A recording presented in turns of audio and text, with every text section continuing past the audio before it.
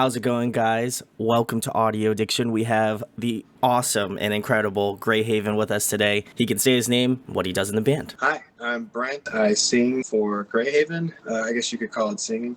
And yeah, excited to get into it. There we go. Awesome. Well, as we were talking off camera, I told Brent that I saw him at like a VFW hall with Greyhaven early on, and I've been following the journey ever since. So it's been such a cool experience, and obviously, much love to Brent for coming on today. But the first question I have for you, Brent, is I'm sure you get asked this a lot.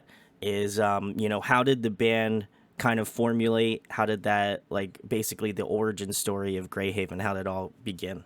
Um, so to take it like all the way back, I I was in a band with Johnny before this, like in Okay. high school, I had a college band, and that band ended up breaking up, and we basically just reformed with basically all the same guys. It was 4 out of the 5 guys Okay. from that band just started Greyhaven. So it was me, Johnny, and our buddy Jared Barron, and Isaac from Knocked Loose was with us for this. And we wrote a bunch of songs really quick just because we were really excited. Sure. Yeah. We didn't think about it really at all. It was just boom, boom, boom, boom, boom. We spent all summer writing and demoed out some stuff and played a couple shows, and it just like seemed, like it was a lot of fun. And at the exact same time, Knocked Loose was happening. So like we went on our first tour, and after that, like Knocked Loose was blowing up. So Yeah. Isaac, Yeah. went to do that, and then we kind of messed around with a bunch of different member changes for a while. And after about a year or so, we ran into Nick and Ethan, and we had been fans of their bands like locally. Anyway, just playing shows and stuff around Hmm. town. And I mean, that very first practice. It just clicked. I don't really know. It was so funny. Like they had already kind of learned a song or two, not Oh, even wow. together. They just had met each other that day and like independently kind of learned a few. And we ran through, I think, Nixon, and it was like, yeah, this is it. And that was like 8, 9 years ago now. It feels like. So it's just like Greyhaven is us 4 dudes just hanging out and writing songs. But yeah, it's pretty much just been that since, like Sunday practices every week, trying to tour and write records every 5, 6 years, I guess. Like that's the vibe. Yeah, no, certainly. And I think like I said, I had come on to finding out about you guys through Empty Black, which was one of my Yeah, favorites. I believe in 2018 was when it released. And so was very excited when you guys were announcing that you were going to be releasing a new record, and I was like, what, how are they going to do this? Like I was so blown away by Empty Black, and I was like, how are they going to, you always think how our band's going to kind of follow this up. And I feel like you guys expanded on your sound but still kept very much to the core of what you guys do with Greyhaven. And it kind of gave me I was a little worried because All Candy was the first song to release, and it was like yeah, mostly singing, and I was like, are they going in a different direction? I mean, I could respect it, but it's a little bit. It took me a little bit to get in love with that song. Did you find that same sort of, I guess, apprehension about releasing it? Because I feel like people have this idea of what you guys do, and All Candy, fantastic track. I want to say thanks. now listening to the whole record and kind of getting a feel for it more. Did you guys kind of feel apprehensive about releasing that song, because I feel like it's a little bit out of the realm slightly from what you do? Yeah. Um, Honestly, as soon as we wrote it, we were all really excited about it. Like I remember when Nick had brought the riff in, was Hmm. meddling around with it and stuff at practice. We all kind of stopped. We're like, "Ooh, what's that?" Like that's fun because we write so much when we write records. Like it was the same way with Empty Black. Like kind of approach each one as like, okay, well here's kind of what this band sounds like. We don't want to like take a sharp left turn, Sure. but Yeah. at the same time, we don't want to write the same record twice. So I think we just write so much that any idea that comes, we're like, well, let's see how far we can take that one if we all like it. You know, like if we all four are into a sound, we'll just run with it. And odds are half the stuff we write's getting scrapped, you know, for the record anyway. So it's like no bad ideas, right? And honestly, with that one, it just we kept working on it. It kept working, and the studio Will was excited about it, and I don't know, it's fun. It's a really fun song. And after the record was out, well, done on our end, choosing singles, kind of knew like the label would probably be like, "Oh, Candy has to be a single." Like it just kind of stands out as like an obvious choice for that. Sure, yeah. And we kind of jumped back and forth between thinking doing it first or second. Okay. That was a big debate, but I think ultimately we were like, "Fuck it!" Like it's the first. It's so like obviously going to be a single. Whether people like it or not is one thing, but that was kind of the fun. We were like, wait till they hear the rest of the record. Like if you hear one song and it's that, and you expect the album to be that, it could go either way, and it could be really disappointed or really excited. And we just thought that was fun. So that was funny. We knew everybody who wanted a heavy record would be mad, and then people who had never heard of us before would be like, "Oh, this band is so sweet! Like this is easy to listen to," and then be in for a bit of a surprise with the rest of it. Yeah, it's a bit of it's kind of fun, honestly. Yeah, certainly. I feel like it's a bit of a shock factor too, because when I shared All Candy, everybody was like, "Oh, this one's like, are they going soft on us?" And I'm like, I don't know. I was like, I have a sneaking suspicion this is just like one single, and I don't always like. Whenever I listen to an album, I'm not like skewing it towards one thing or the other. It's just kind of like a good barometer for like. I usually, by the time usually there's 3 singles that come out. So by the time the 3rd single comes out, I think usually a general idea of how the album's gonna pan out. Right. And when you guys released For an Anchor, I was like, all right, well, they're definitely not being heavy. Like there's obviously going to be heavy songs in there, but I think there's even songs that I felt like, even though they weren't heavy, I loved like the openness, the more ethereal nature that you guys took on this record. I feel like the last song on the record, which is, I'll pull it up here, Ornaments from the Well, like that was one of the ones I think you guys released as like a lyric video or something like that. Yeah, it was like a 4th single kind of thing. And that kind of, I feel like, tied everything together, because All Candy was very like melodic and like, a lot of singing, and then For an Anchor is kind of like all screaming, all heavy, and then Ornaments from the Well, like being one of the last ones, just felt like everything, what about Greyhaven from like front to back, like it hit that stride. And I really appreciate that your intention on like putting the songs together in terms of the singles being released, because I think it gave me a pretty good idea of how I felt like the album was going to shake out. So I appreciate that, Brent. I don't know how much intention or thought went behind it, but I feel like I feel like with you guys releasing All Candy first, there was a little bit of intention to just be like, we're just going to do whatever the fuck we want to do, and that's it. And I mean, it's a bit unfortunate that it's taken so long in between each record that we've put out. Like it's funny to me that obviously most people had heard of us through Empty Black, but I mean we had been a band for like 4 or 5 years at that point already. So it's funny this point, being 4 or 5 years later after that, we're kind of a bit frustrated and like as taken so long. And I think it's hilarious. Well, not hilarious. It sucks to be like a fan from like day one and be like, I guess I'm gonna have to wait 10 years for the next one. Like I don't know.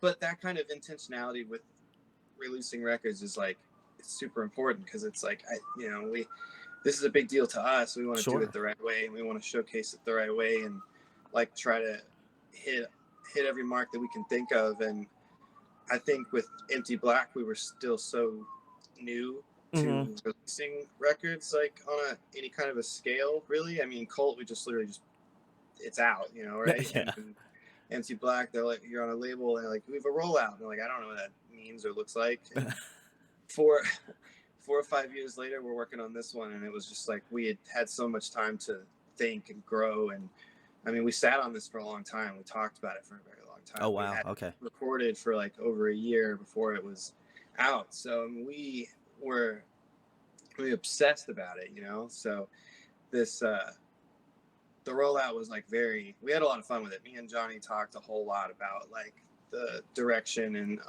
like how it should look and feel, Sure. and Yeah.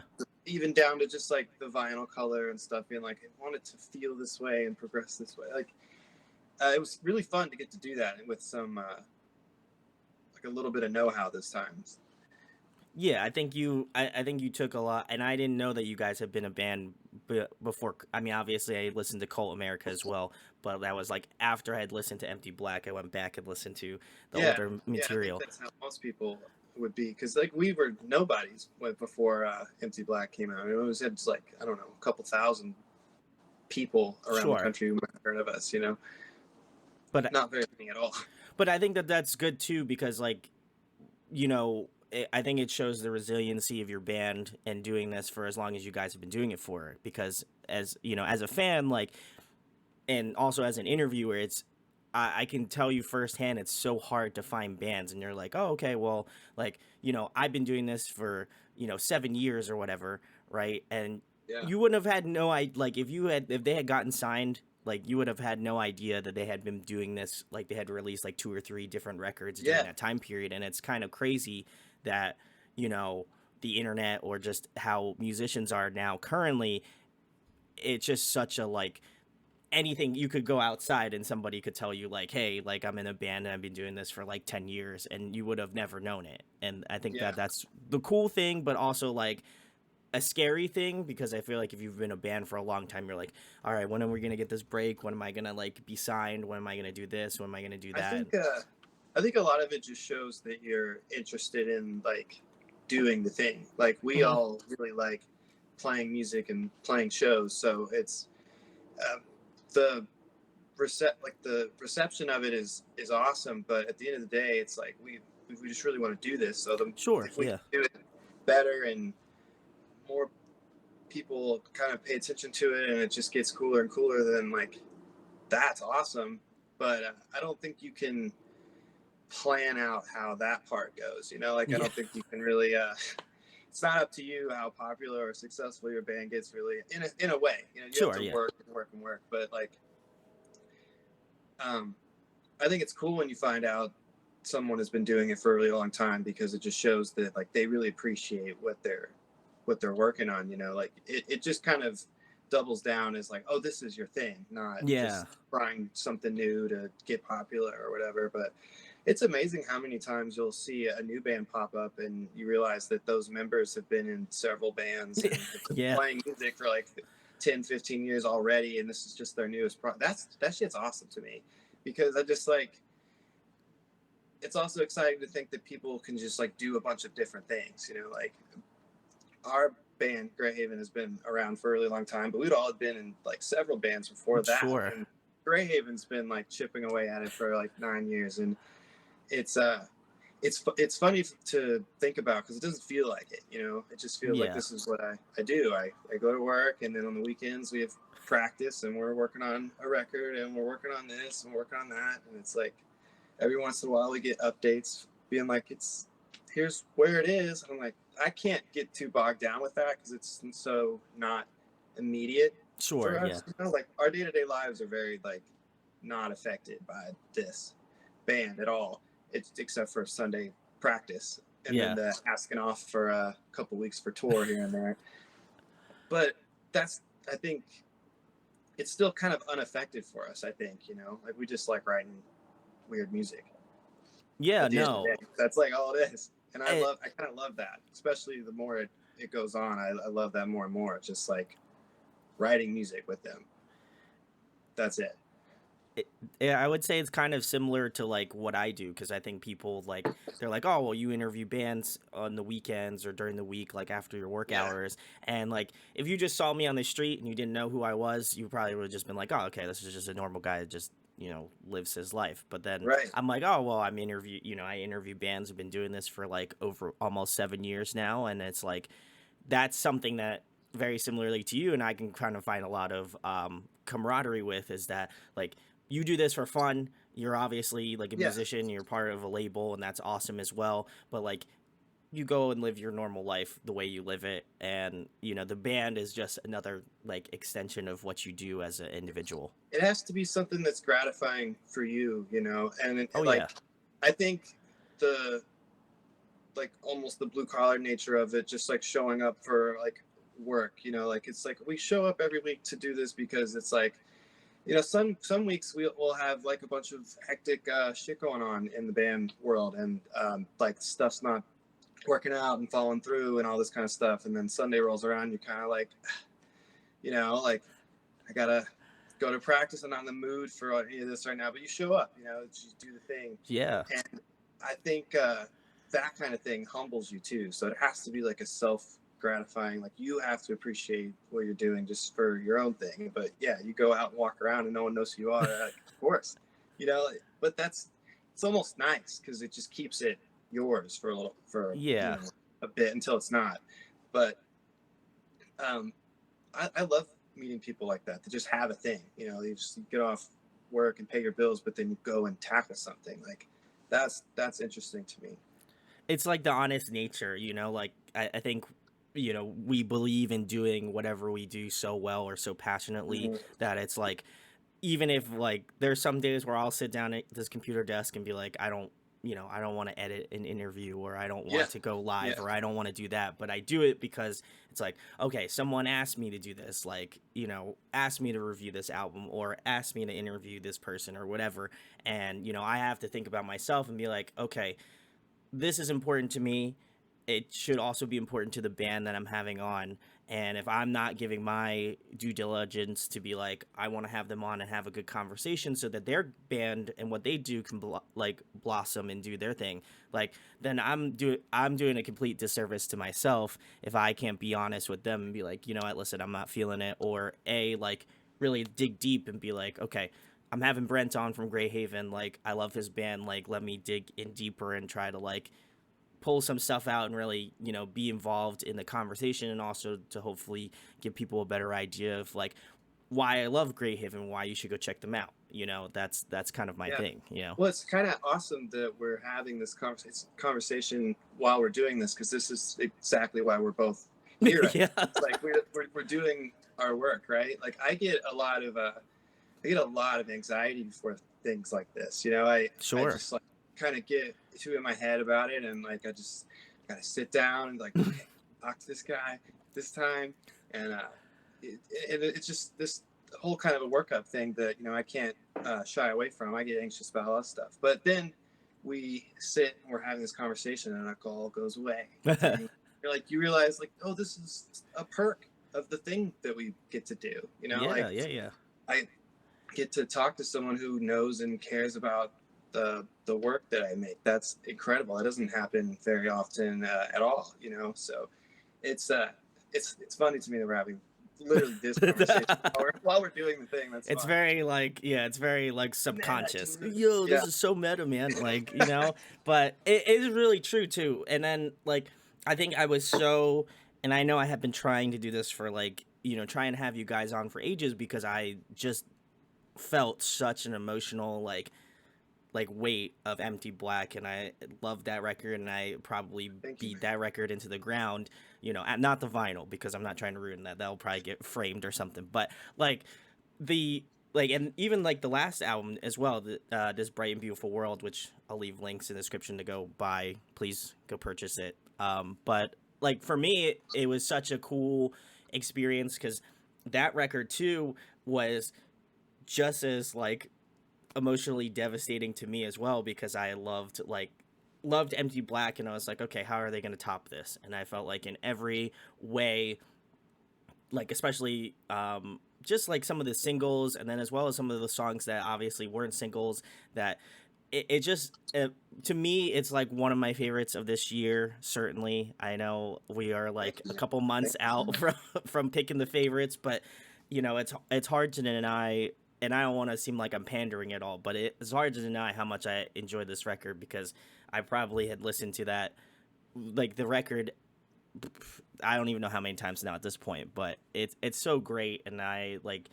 For me, I'm curious for you, Brent. Like, do you happen to have a song that either has a lot of like emotional significance, or possibly just one that is one of your favorites? I know it's like picking a favorite child, certainly, but do you happen to have a favorite off the album?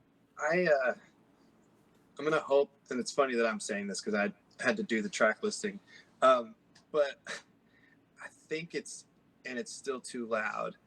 The working title for that was Faster, Faster, Faster. So I think it's Oh, the really fast one on the like B side. But that song is it sounds very different than things that we've written I would before. agree. Like Yeah, there's a lot of things going on in it that we don't really normally do. And to me, it's just like it's the perfect blend of how heavy we can get, and then like how um, broken up it can also get. And the ending of it's really weird. It ends really kind yeah, of strangely and falls into that next song. And we, I just remember writing those like last three movements of the record.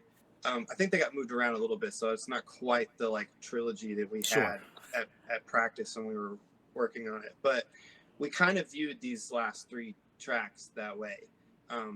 Pretty sure it's I don't know why I don't have this pulled up. Give me 1 second. It's all good.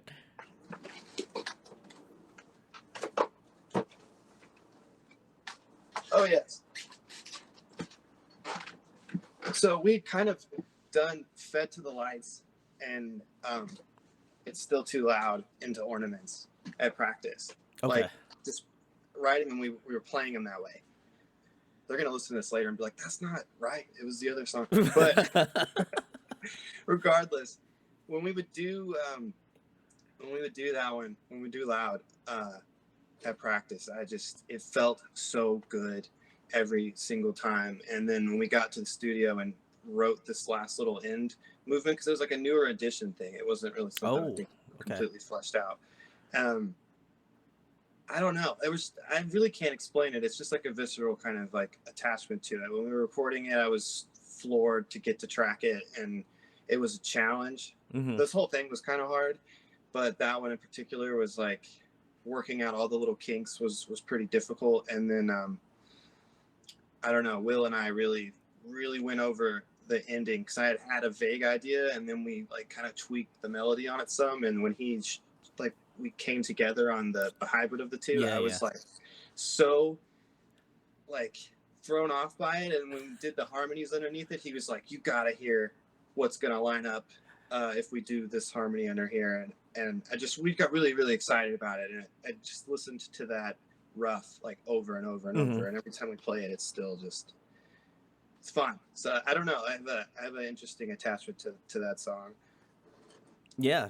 All sonically, like the lyrics came so much later that like I when I look at them, I'm like, oh yeah, that works. But just the sound, like literally just the sound of that song is I'm proud we pulled that one off.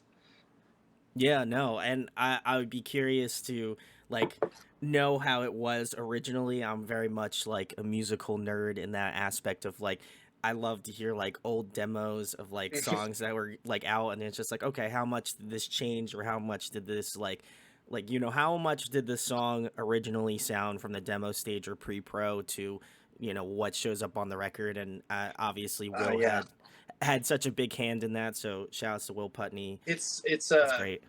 it's a big structure thing with us. Like we just write. Um, it's gotten a lot easier recently because we know that we change our minds so much that committing to like a 20-second or like a 5-second transition to the next part, Hmm. don't really need to spend like hours at practice staring at each other trying to figure that out. We'll work Sure. that out when we like record. And that's made writing songs a little easier, but we used to like seriously like labor over every little riff, every little Wow. thing. And when you do that, you kind of add too many parts and repeat things that don't really need, because you're like, oh, we have to walk into this part. And sometimes you don't. Sometimes you can just chop that whole little bit out and don't really need it. So it's funny to listen to our demos because they don't change a ton. The general essence of the song is there, but I love studio pressure so much because that's where all of the best stuff happens. Like all of my favorite bridges and stuff on the record were written under the pressure of like, this song needs a bridge. Okay. Like, you guys take the night off, write that bridge. I'll see you tomorrow. And we're like, fuck, we have to write a cool part tonight. But I love that. Like, I like that pressure. It just makes you come in with a whole lot of ideas for things, just compacting them into that kind of time frame and crunch. And like, that's when you start making quick decisions, start laser cutting things out. It's the workshopping aspect of things. Yeah. Like, I like the fact that you guys just, because I imagine you guys are like in a room, like when you initially start out the songs, you guys are like in a room collectively and are just like playing through and saying like, okay, all right, we gotta stop. It's gotta feel right live first, or it doesn't. There's no point to it. That's interesting because I feel like a lot of bands, at least from what I've had on, like they're very much like, okay, let's pre-pro it, let's like figure out what we're gonna do on the computer first, which is fine. But it's very rare, I think, at least in modern like day, for bands to just like get together in the room, like, okay, this is the riff I came up with, what are we feeling? Okay, Brent, vocals, what are we feeling on this? And then like melodies and stuff. And you guys workshop it out before you're like, okay, we're gonna go take this to Will or whoever you're gonna work with. I think that that's really cool because like I said, I don't hear a lot of people just being like, okay, well, let's just take our instruments out and like, let's just do it that way.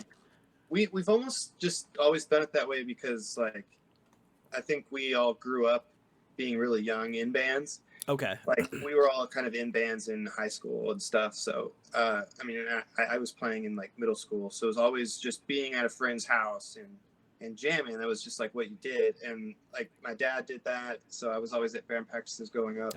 Okay. And so every band I've ever been in, it's always just been Sunday. Like Sunday and maybe a weekday when we were more ambitious. Back in when we were a little younger, you had a lot more free time. Fair enough.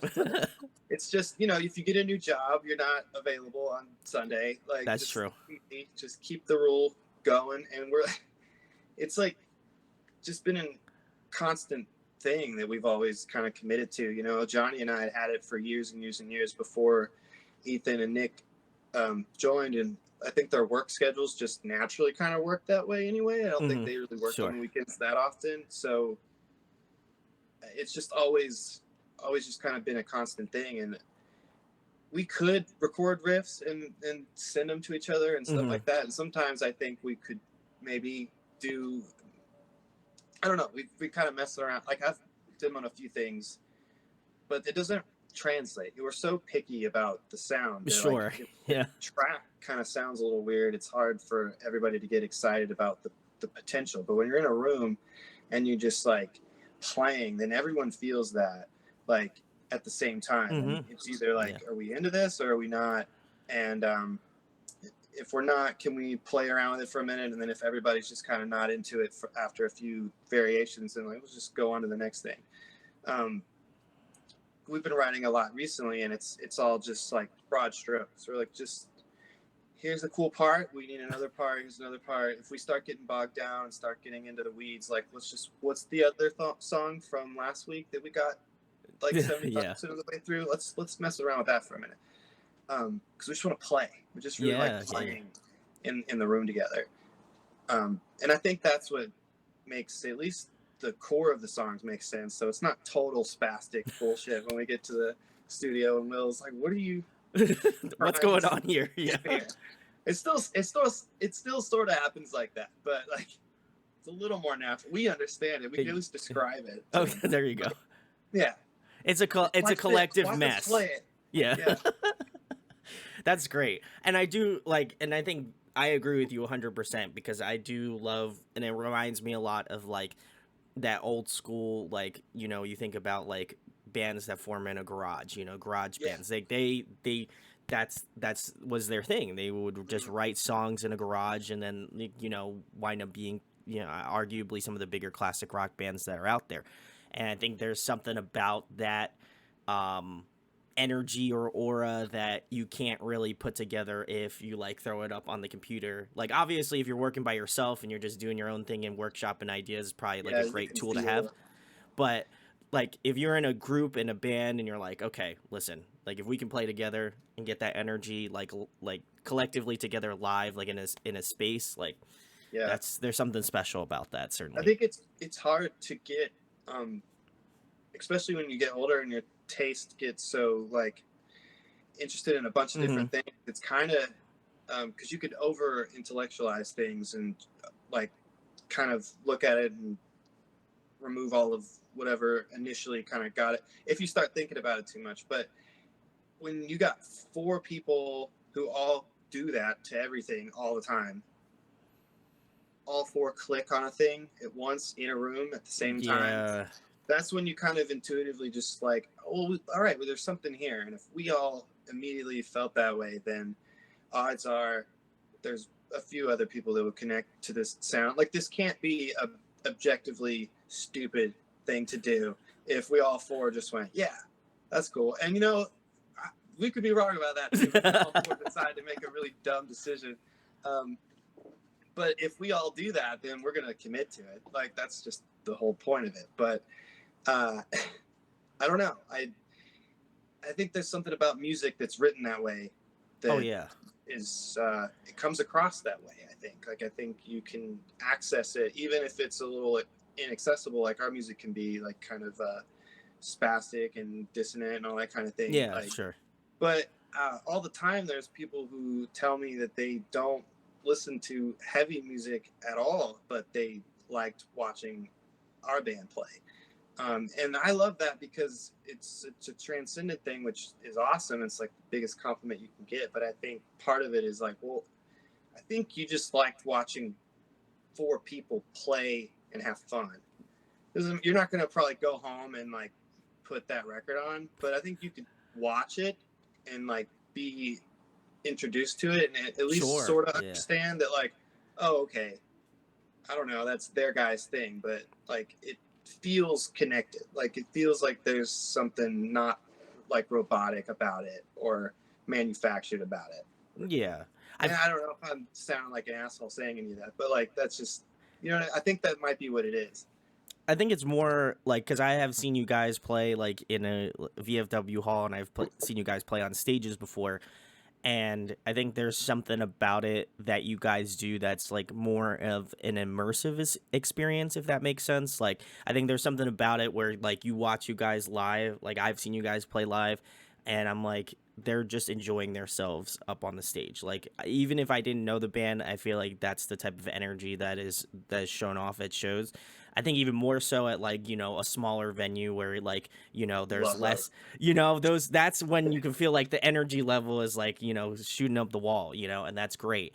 But I feel like I feel like what you were trying to nail down was at least from what I could gather was the live aspect of things, where I feel like Yeah. if I hadn't listened to your band and I saw you guys live, like I wouldn't listen to your band after that. But I mean obviously sometimes that doesn't happen for certain people, but I would argue like you are the type of band that I would always recommend seeing live first and then going to listen to the album, because I think the two are very close, but there's just something There's just about a the distinctive live. difference. Yeah. Yeah. There's Because something about the energy about you guys like interacting with each other that I feel like can't be replicated on an album, but I think it gets close, if that makes sense. and I mean, I love how like well the records capture like what we do, Hmm. but there is still just the truth of like a double track guitar or and a double vocal and an harmony Yeah.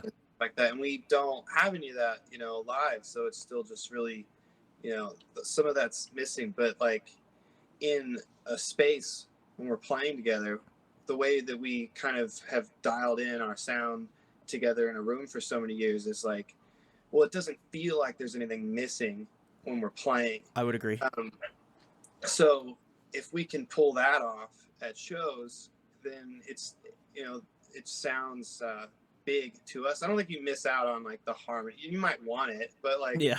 it's like I don't think the essence of what we're trying to put out there is there's anything missing. And like that's what we want. We just want to be in a room full. We love those small shows because it's just like everyone's Oh yeah. in there together. And I mean, we all kind of, when we're playing, our hair's in our eyes, we can't see anything, and like, so we're all just kind of eyes closed, going for it anyway. Like, so it just needs to feel like that with everybody in the room. And when you're just all together and sharing that energy, it's like, yeah, it's just nothing better. There's nothing better than that. And I don't know. I think that's, even with how all over the place our songs can be sometimes, I think at the end of the day, we still just like that in a room together playing feeling is just still present. I would agree. I At think least the I bone. hope so. I think the bone, like, I kind of envision it as like, I agree with you, like the whole aspect of like, okay, yeah, there might be like another guitar part or another harmony that I hear that I'm like, okay, I love this on the record, and it might be hard to It's replicate awesome on live, the records, and it's right? Like awesome, it right? fills them out. It fills them It's out, love a but little bit of production, but yeah, but I also don't need feel that like I also at feel like practice. in some aspect too, like when I see you guys live, like you said, you're not missing that. Like the actual structure and the bones of the band are still there. Like if you didn't know, like I feel like if you're a new listener, you didn't know that existed, it would have it goes, it'll just go straight over your head. It'll just be like, okay, they have like this big sound for having one guitar player, one bass player, one drummer, one vocalist, right? And but if you I listen to the appreciate album, that. you get a little bit more appreciation for it because you're like, okay, the vocal layering's really tight on this, or like the guitar parts were really cool on this, or like, maybe this bass riff was really cool, or this drum fill was really neat, something like that. Yeah. You get a little bit more like appreciation for the like finer elements on the album It's like as you only opposed to get to live. record an album like that one time, right? So like Yeah. have all the fun with it that you can, and like harmonies are awesome. Like I love them. They're Oh so much yeah. fun. They're literally half the game for me. Singing is like figuring out what other cool things we can do, and um, it is a little bit of a bummer live to not have that other element. But I don't Sure. know. Like there's not two of me. I can't. Like it doesn't. It doesn't really work. Um, but I appreciate that it's still like I always hope that we just still come across like big and like Oh energetic. yeah. It bums me out when we do play shows where we're like, it's just the guy kind of mixed us like there's another guitar player, so Johnny was kind of thin. I don't realize he needs to be like, Just cranked well, up. yeah. And sometimes, most of the time, we can mitigate that, but sometimes it's like you just kind of get somewhere and they Oh mix you yeah. out, and you're like, God, like you don't get it. Like I'm sorry for everyone here. Oh no, I get you. But I feel fortunate enough to see you in, those moments where I'm like, okay, like, Johnny, just the one guitar player, and it just sounds super like filled out, and I love it. So I gotta give, whoever was doing it at the shows that I've seen, like, kudos, because I think you knew what was Yeah, going on. good sound guy, invaluable, dude. 100%. Yeah, But the next question I have for you, Brent, it kind of tails into it as being the vocalist, and we were just talking about that a second ago. Who were some of the people that influenced your vocal style? Who got you like interested in singing? Has that always been, like you said? I know you've been playing in bands for quite a long time. Have you always been the vocalist of bands, or has that, or you done different things? I was mostly the guitar and like second vocal guy. Oh I wow! was All right. always the dude who played guitar, and then because a few years ago when the post-hardcore metalcore Oh thing yeah. was starting, it was like you got a screamer guy, and you And then you had had a the clean chorus. vocalist, yeah, guitar player. Yeah, that was my swoopy haired ass, like doing the choruses, um, and a couple like little scream things here and there. Sure, But yeah. I, growing up, I always like really loved Nirvana and System of a Down and like Blind Melon and all these other. Just I loved. I was always singing to CDs, just at home. But well, I really started to figure out how to do anything sort of like we do Hmm. during that whole time, just covering like I don't know, Bless the Fall or something in my bedroom. Uh, just trying to figure it out because somebody had told me once that I wasn't a good singer, and I was really offended by it. So I tried. I spent like all summer trying to not suck, and I think that energy has just always kind of stayed with me. Like, Sure, oh, I yeah. have to like pay attention um to how, like, I don't know, like I had to take singing a little more seriously after that because it bummed me out, you know. Sure, But I yeah. wasn't the singer in a band still. I was still just playing guitar and doing choruses here or there. But when Greyhaven started, that was kind of the whole point. Was we wanted to lose um, that back and forth, and they were like, "Well, what if you just did vocals? Like, what if there's not two guitar players? You Sure. put the guitar down, and you just do vocals." And it terrified me because I Oh, sure, had yeah. only done like 30 seconds, 40-second parts here and there. I wasn't gonna have to do that for a half an hour. Um, so I don't know. Like my big influences were the classics like Keith and Greg from Yeah. Dillinger, and I started getting into a lot more spastic, heavier stuff just as I got older. In general, going back to a lot of stuff I'd never heard of, like ISIS and like Converge, and just all this kind of stuff. And when I hear something, I always try to figure out, and it might be for better or worse, but like if I hear something, I always try to like, how can I get that in my toolbox somehow? Sure, Like, yeah. what's going on Respect. there? How are they doing that? And it's all been trial and error, really. But I I think it's just an amalgamation of a bunch of different things that I enjoy coming out as whatever it is that we're doing. Our music goes everywhere, Oh, yeah. so it's like, to me, it's being another instrument. It's like, well, there's so many different sounds that comes out of Nick's guitar or Johnny's bass. Like, it's no different. I feel like for me, like I can kind of do these fun little things here and there. I don't. If I'm singing, it doesn't have to sound exactly like the last chorus or Yeah. whatever. If I'm screaming, it doesn't have to be the same scream the entire time. There's some bands that kind of frustrate me where it's like every lyric is the exact same cadence and scream, and because he's screaming right now, so it's got to Yeah. be like that. And I just, all the vocalists that I've always looked up to and appreciated always just sounded emotive and natural, Yeah. whatever they're doing. System of a Down, that dude's, both those guys sound insane. Like they change what they're doing with their voice all the time. It's not ever the same performance, and sometimes it's silly, but it sounds cool. Like, and I don't think you should lose that. Like, don't take yourself so seriously. You can't like put on a bit of a Yeah. joke voice for this part because it's gonna sound cool. Like I've done that a few times where I'm like, what if I kind of treat it a little bit like this, and it sounds a little like almost like I'm mocking or something, or trying to be someone else for like a split second. And it's like, well, yeah, that's kind of the point. I'm like leaning into that, almost even for myself as an inside Sure. joke, like, Yeah. oh, the daughter's part, oh, the this part, like, and you don't actually commit so hard that you're just ripping someone off because it's boring. But like when you throw that into your toolkit and kind of like spit it out as your own version of a thing, like I think that's fun. Like it should be. It's just fun, You're making art, you're making songs. It should be something you enjoy. So, long way to answer your question. It's just like I get inspired by everything. I just try to try things out and see what feels good, what feels right for the song.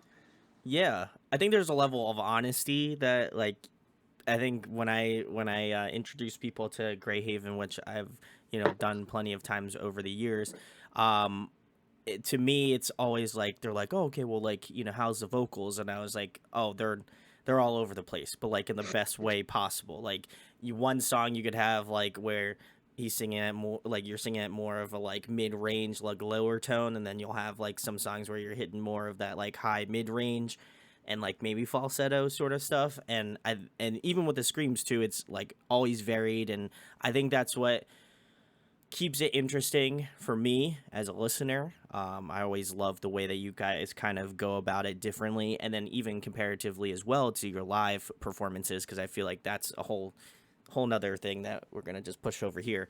There is some aspect of it that feels like true and honest, and then also the same point like isn't too serious where you're like, okay, like you said, where you hit a chorus and it sounds like this, and then you go to the Yeah. next chorus and it sounds like this. And that's, I mean, people do that and that's fine. But I think But there's a realize we're personality to it. yeah, and we realized that like it's really interesting because the music is kind of a blank canvas for me. I could take whatever emotional like turn on a song, or like the Hmm. context of the song could be anything. Like, Sure. Yeah.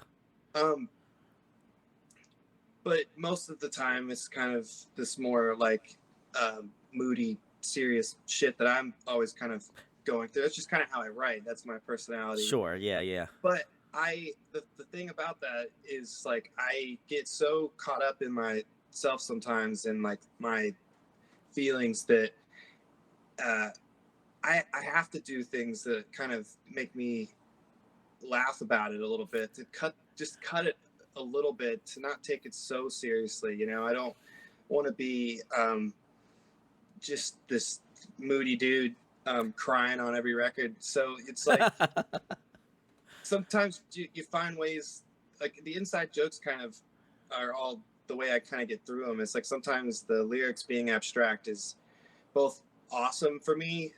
It's how I write, and Hmm. sometimes I'll say things a really wild way because it's like, well, it's kind of funny. Like it's talking about something really serious, but like if you look at it on paper, you're like, why is he talking like some country fucking, like, I don't understand this phrase.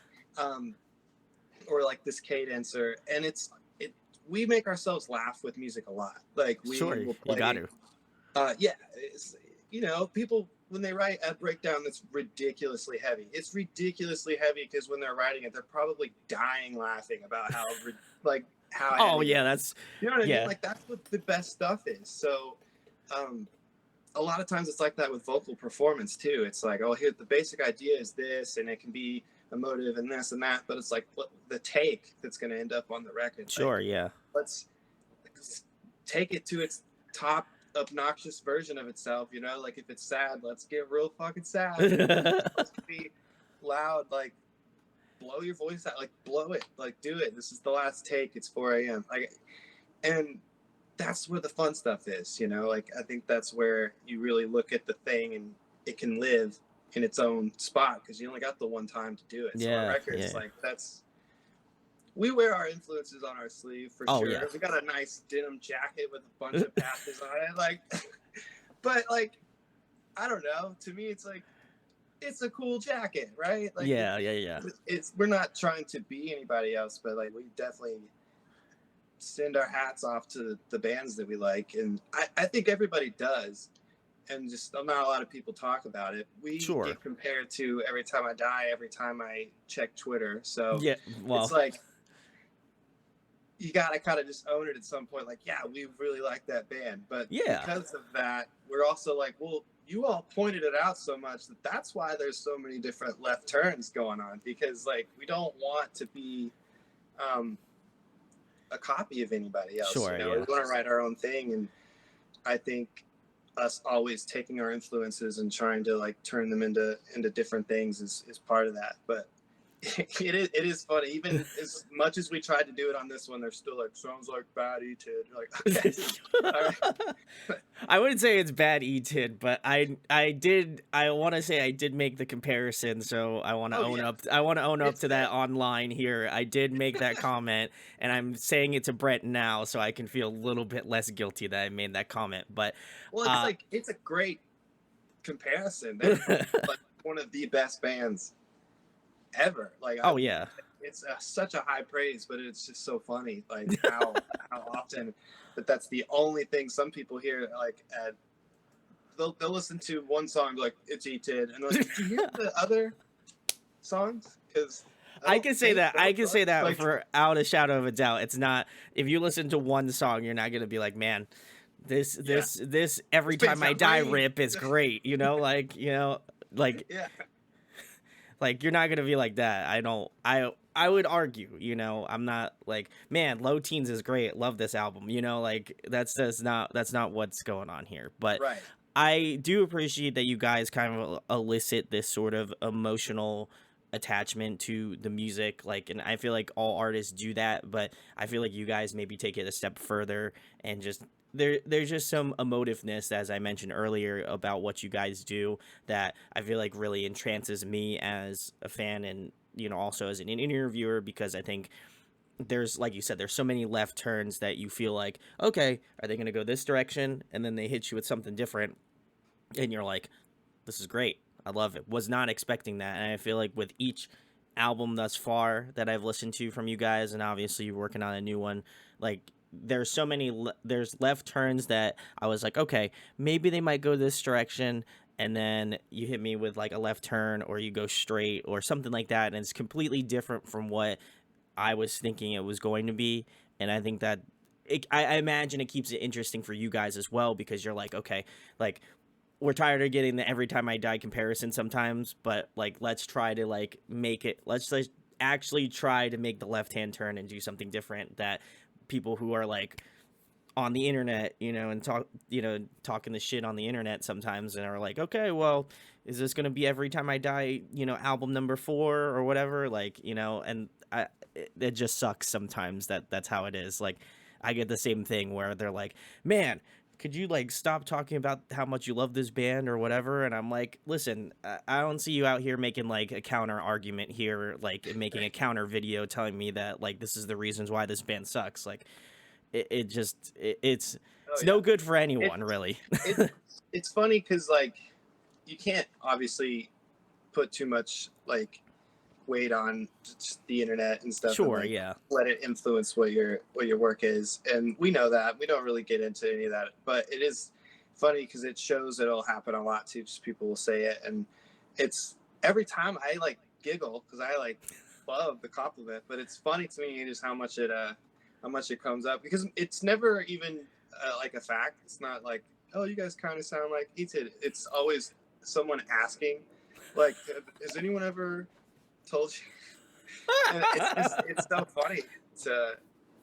It's funny, but I don't know. It's true to the stuff that we really like too, though. Like, yes, we really like Every Time I Die, but we really really love He Is Legend, and like Yeah. all these other.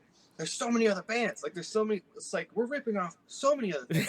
You know what I mean? Like, you just heard the one. Like, Oh my god. Yeah, the ones that I immediately thought of when I listened to Greyhaven for the first time, obviously, Every Time I Die, I would say another good one is He Is Legend, like you mentioned. I would say that's another good one.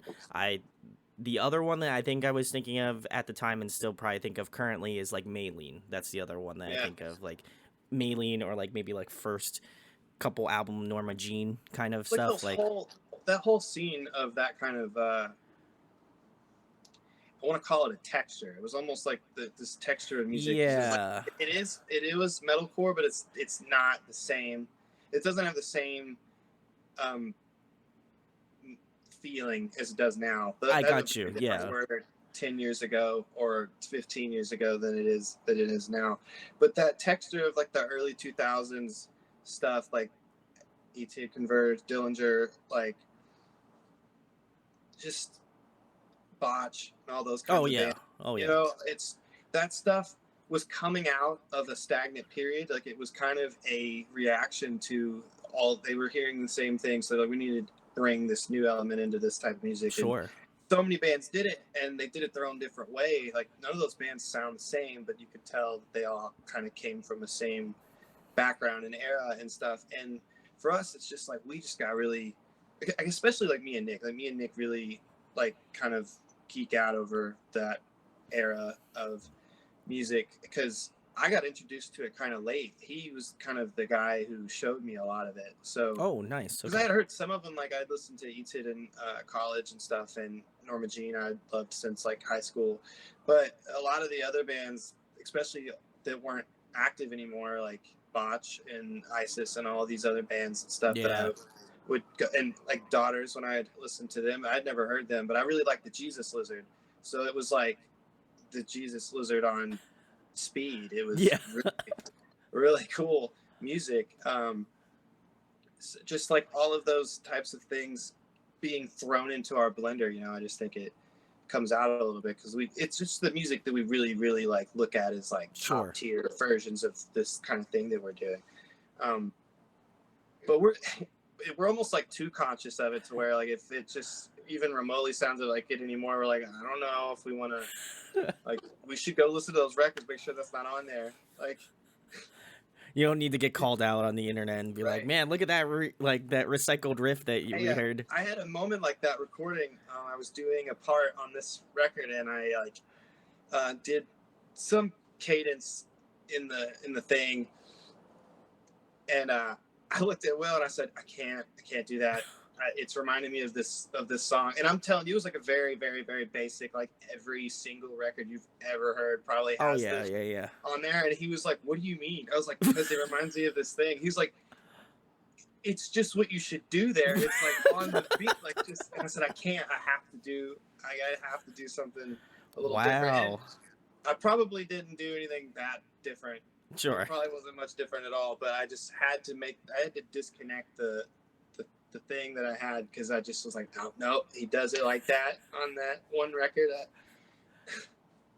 So it's funny, because it's almost an insecurity, but it's like, I don't know. It's I like don't a know how to, subconscious. It's like a yeah. subconscious like tick. You know, I got you. Yeah, like you get you like kind of like make it this big thing, and then everyone else around you is like, listen, it's everybody does this. Like, you know, it's not Yeah. that big of a deal. But They're if like, in your head you're like, this is a big deal. like Like, we can't use distorted guitars. Like they use distorted guitars. We can't. Are you hitting a snare? I don't know if we yeah, should can't use do it. snares. Like they We put should just snares all on the stand in the laptop. room and Yeah. just like record us breathing. That's like, I Yeah. don't think we can get copied for that, you know? Yeah. It was like, oh, there was a breath before that one song. I don't know. Like It's crazy how it can nitpicked. get crazy. Yeah. Yeah, Get it's split. crazy how people can get so nitpicked about like certain things, you know? And it to me it's just like if it can elicit some emotion within me, or I could just like, cuz I just remember listening to this album in my car like driving into work, and I just had the biggest fucking grin on my face, you know? Like that, I feel like if that for me, if you can make an album and I can listen to it and I'm driving into work and I'm just having a ball, like that to me is like I know that chef's exact kiss. feeling, man. That's You know, heartbreaking. Thank you. Yeah. it's a great thing, and I think I that love records like that just we. make you excited to drive around. Oh yeah, I think this is a great driving record. Certainly, that's kind of like the tier list that I kind of put albums in. But I feel like even so, like if you can't, like if you're so like formulaic or so like thought driven on like, you know, how songs or how these things are like put together, or you're like, oh my god, I can't believe they like ripped this riff or whatever, like it's, I think you're getting way more into the weeds than you have to on a Oh, you lose song. yourself there. You Yeah. can completely lose the whole reality of like why you like this album, or like why you decided to listen to it. And I think that, you know, obviously you're never gonna have that motive of like not wanting to do that to certain degrees, but to me it's like when I put on any sort of album that I love, like I think about, you know, the self-titled Seosin record, like that one's one that I put on. I know I love it from front to back. I probably know every lyric to every song on that album, and that elicits that emotion, that like that giant grin on my face. And so Yeah. I feel like if you can have an album in that sort of like realm, or you know, in your psyche in some way, like that's all that matters really, you know? It's like that everybody's at some point someone has copied someone else, and that's not going to change, you know, unfortunately. That's just No, how it's the just reality of it about is. it's like that with every art though. Like every art is inspired by something, and it's your job as the artist to take that in and then put something different and unique to yourself Yeah. out. Like that's the whole game in whatever art you're in, like photography or music or painting or graphic art, or just anything like that. Like if you're producing something, like you didn't wake up and just go, I have a brand new vision, because you might think that, and then you make the thing, and someone's gonna point to the thing that it's like Yeah. it's and if you care about that at all, it's just like then it just starts to affect like why you're doing it to like have fun and like to make a thing and to put something new out there, you know, and uh, records are like, you know, no one's forcing you to listen to especially not ours. Ain't nobody telling you to go listen to our But record, you should though. you You know, should go listen to it. right? I'm telling you right now, please. Oh my I'm God. telling you, Brandon of Audio Addiction is telling you to go listen to it. But you know, it's like you could put it on, and if it if you encounter it and you like it, then hell yeah, it's like another person who can that was experience this thing you put out. But if you listen to it and you don't like it, like you can turn it off. Like Yeah, you can just I not know. listen to it. It doesn't. But that's what's cool about every record is just like every piece of art is it just exists, and so that's the whole thing that everybody should be happy about is that people put things out. You know, like Yeah. you know that's what's cool about art is that it exists somewhere, and it's like you can stumble on it maybe one day. There's so many great things that we are both right now, you and I, unaware of that we will Yeah. encounter Oh at yeah. some point, probably today, maybe tomorrow, who knows?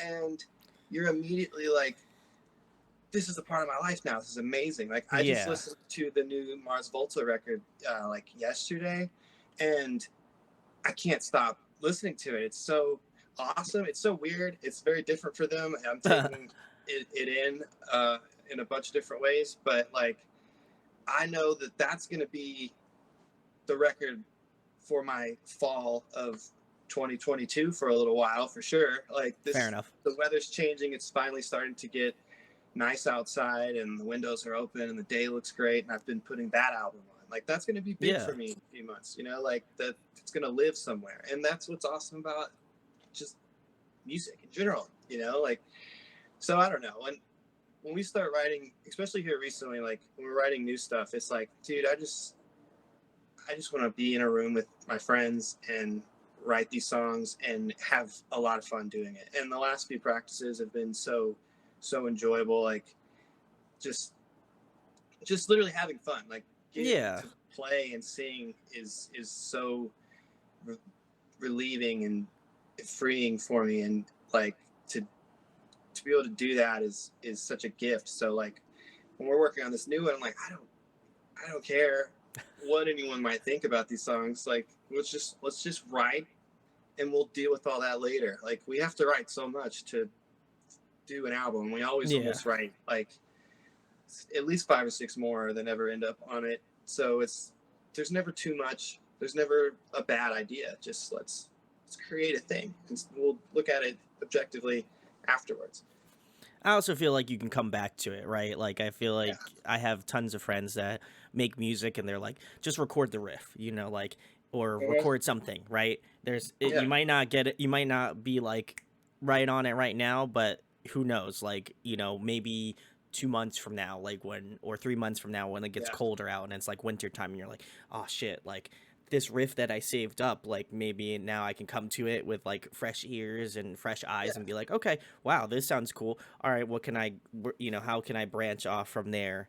It's And it's like the great. idea of the muse, right? Like when it shows up, like you have to greet it, like give Yeah. its attention, you know, like because it'll just walk, you know, it can just leave.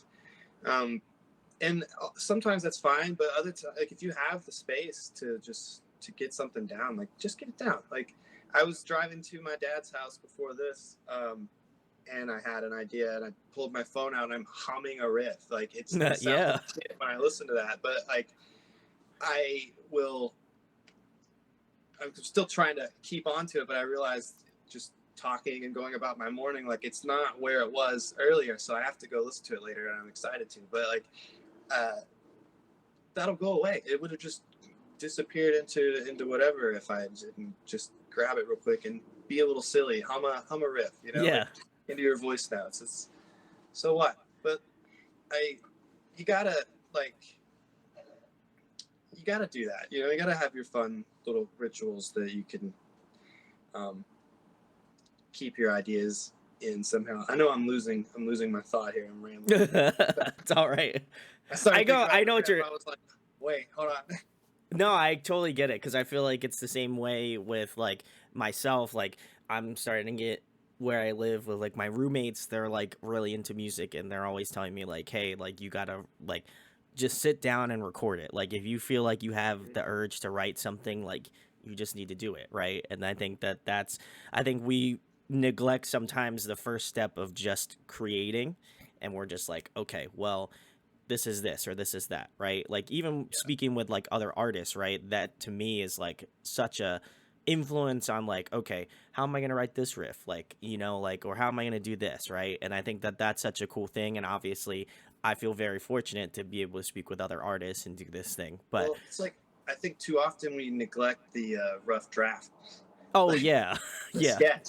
It's we just want to like make the cool thing right now, and when you start and it's not immediately there, you kind of get discouraged. But that's something I've actually needed to learn in the last few years. It's been like this year in particular. It's been my big thing to try to remind myself to just do the sketch. Just like yeah. whatever idea Draw it the is. outline, Yeah, it can suck. It just the general idea. You're thinking like I do some actual like drawing sketch things on my iPad sometimes, and the first idea is just pull it out and write it down, like a well here, like a dog.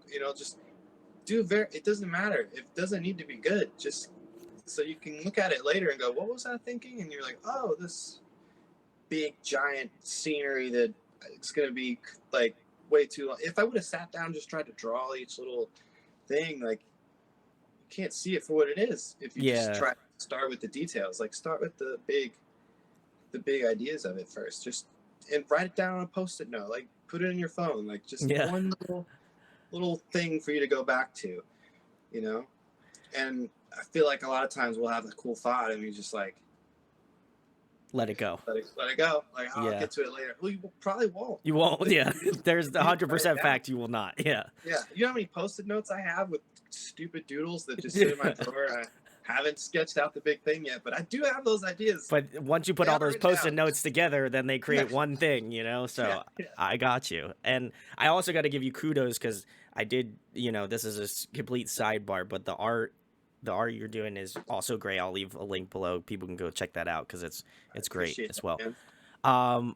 But segueing into the next part, Brent, I don't know what your stance is on cover songs, but has Greyhaven ever thought about doing cover songs? And what song do you feel like We you'd want to do? um we joke about covers all the time, actually. And we've tried to play a few things. We never get through a full song. That never Only the happens. bits and pieces, yeah. Yeah, but we've like toyed around with some things here and there. When we first started playing together, we were covering like um, Weezer and Smashing Pumpkins, and that was it. It was fun for us, but like it didn't quite translate. But we joked around about we all like classic rock too, and I don't know. We every once in a while one of us will get into a kick on a band, and the next practice inevitably like we should cover this song.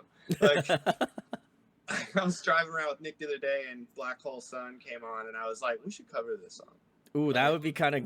I like that one. That one's yeah, good. and he was like, huh, we could. We're probably not ever going to do a cover. Like, I don't know if we'll ever actually do a cover song officially, but Okay. we joke about it all the time. I think it'd be really fun, but it's just, I don't know. Yeah. It has to be the right one. It has to be the I right one. feel, yeah, you got to pay homage to whoever you're doing it with, So I get that. But that Black Yeah, Hole Sun would be I feel like your take on it it's would an be sick. idea. I don't know. We could. Guys, well, you can let Greyhaven know what song you would love to hear them cover in the comments below. I'm sure. I don't know. I hope that inevitably it will happen, but we'll hold out. We'll Put hold that out. poll out there, and they're like, revival mode. Oh boy, I think I opened up a can of worms on that one. Yeah. But the next question I have for you, Brent, what is your favorite food to eat? What's your go-to? Oh, okay. I like this. I really like Mexican food. Ooh, I okay. really, really like Mexican food, and I like all forms of Mexican food. I like Taco Bell, and then I like shitty Americana Tex-Mex, and then I like just absolutely like authentic mole. Give me Yeah, yeah, give me yeah. it all. Like I I just I don't eat a lot of meat. Like I eat fish, but Mexican food you can get everything that you Oh want yeah. on a plate, and you're not going to be missing anything at all. You know, there's like so many vegetables, and you can get some fruits in there, guacamole, avocado, just all the best. I just everything I want, and it's so easy to make it really fucking spicy, which I Yes, it is. also really enjoy. So it's just I don't know. It does everything for me. I think that would probably be my if I had to stand by an answer. I could eat nachos like every day, like some form of nacho, a little side.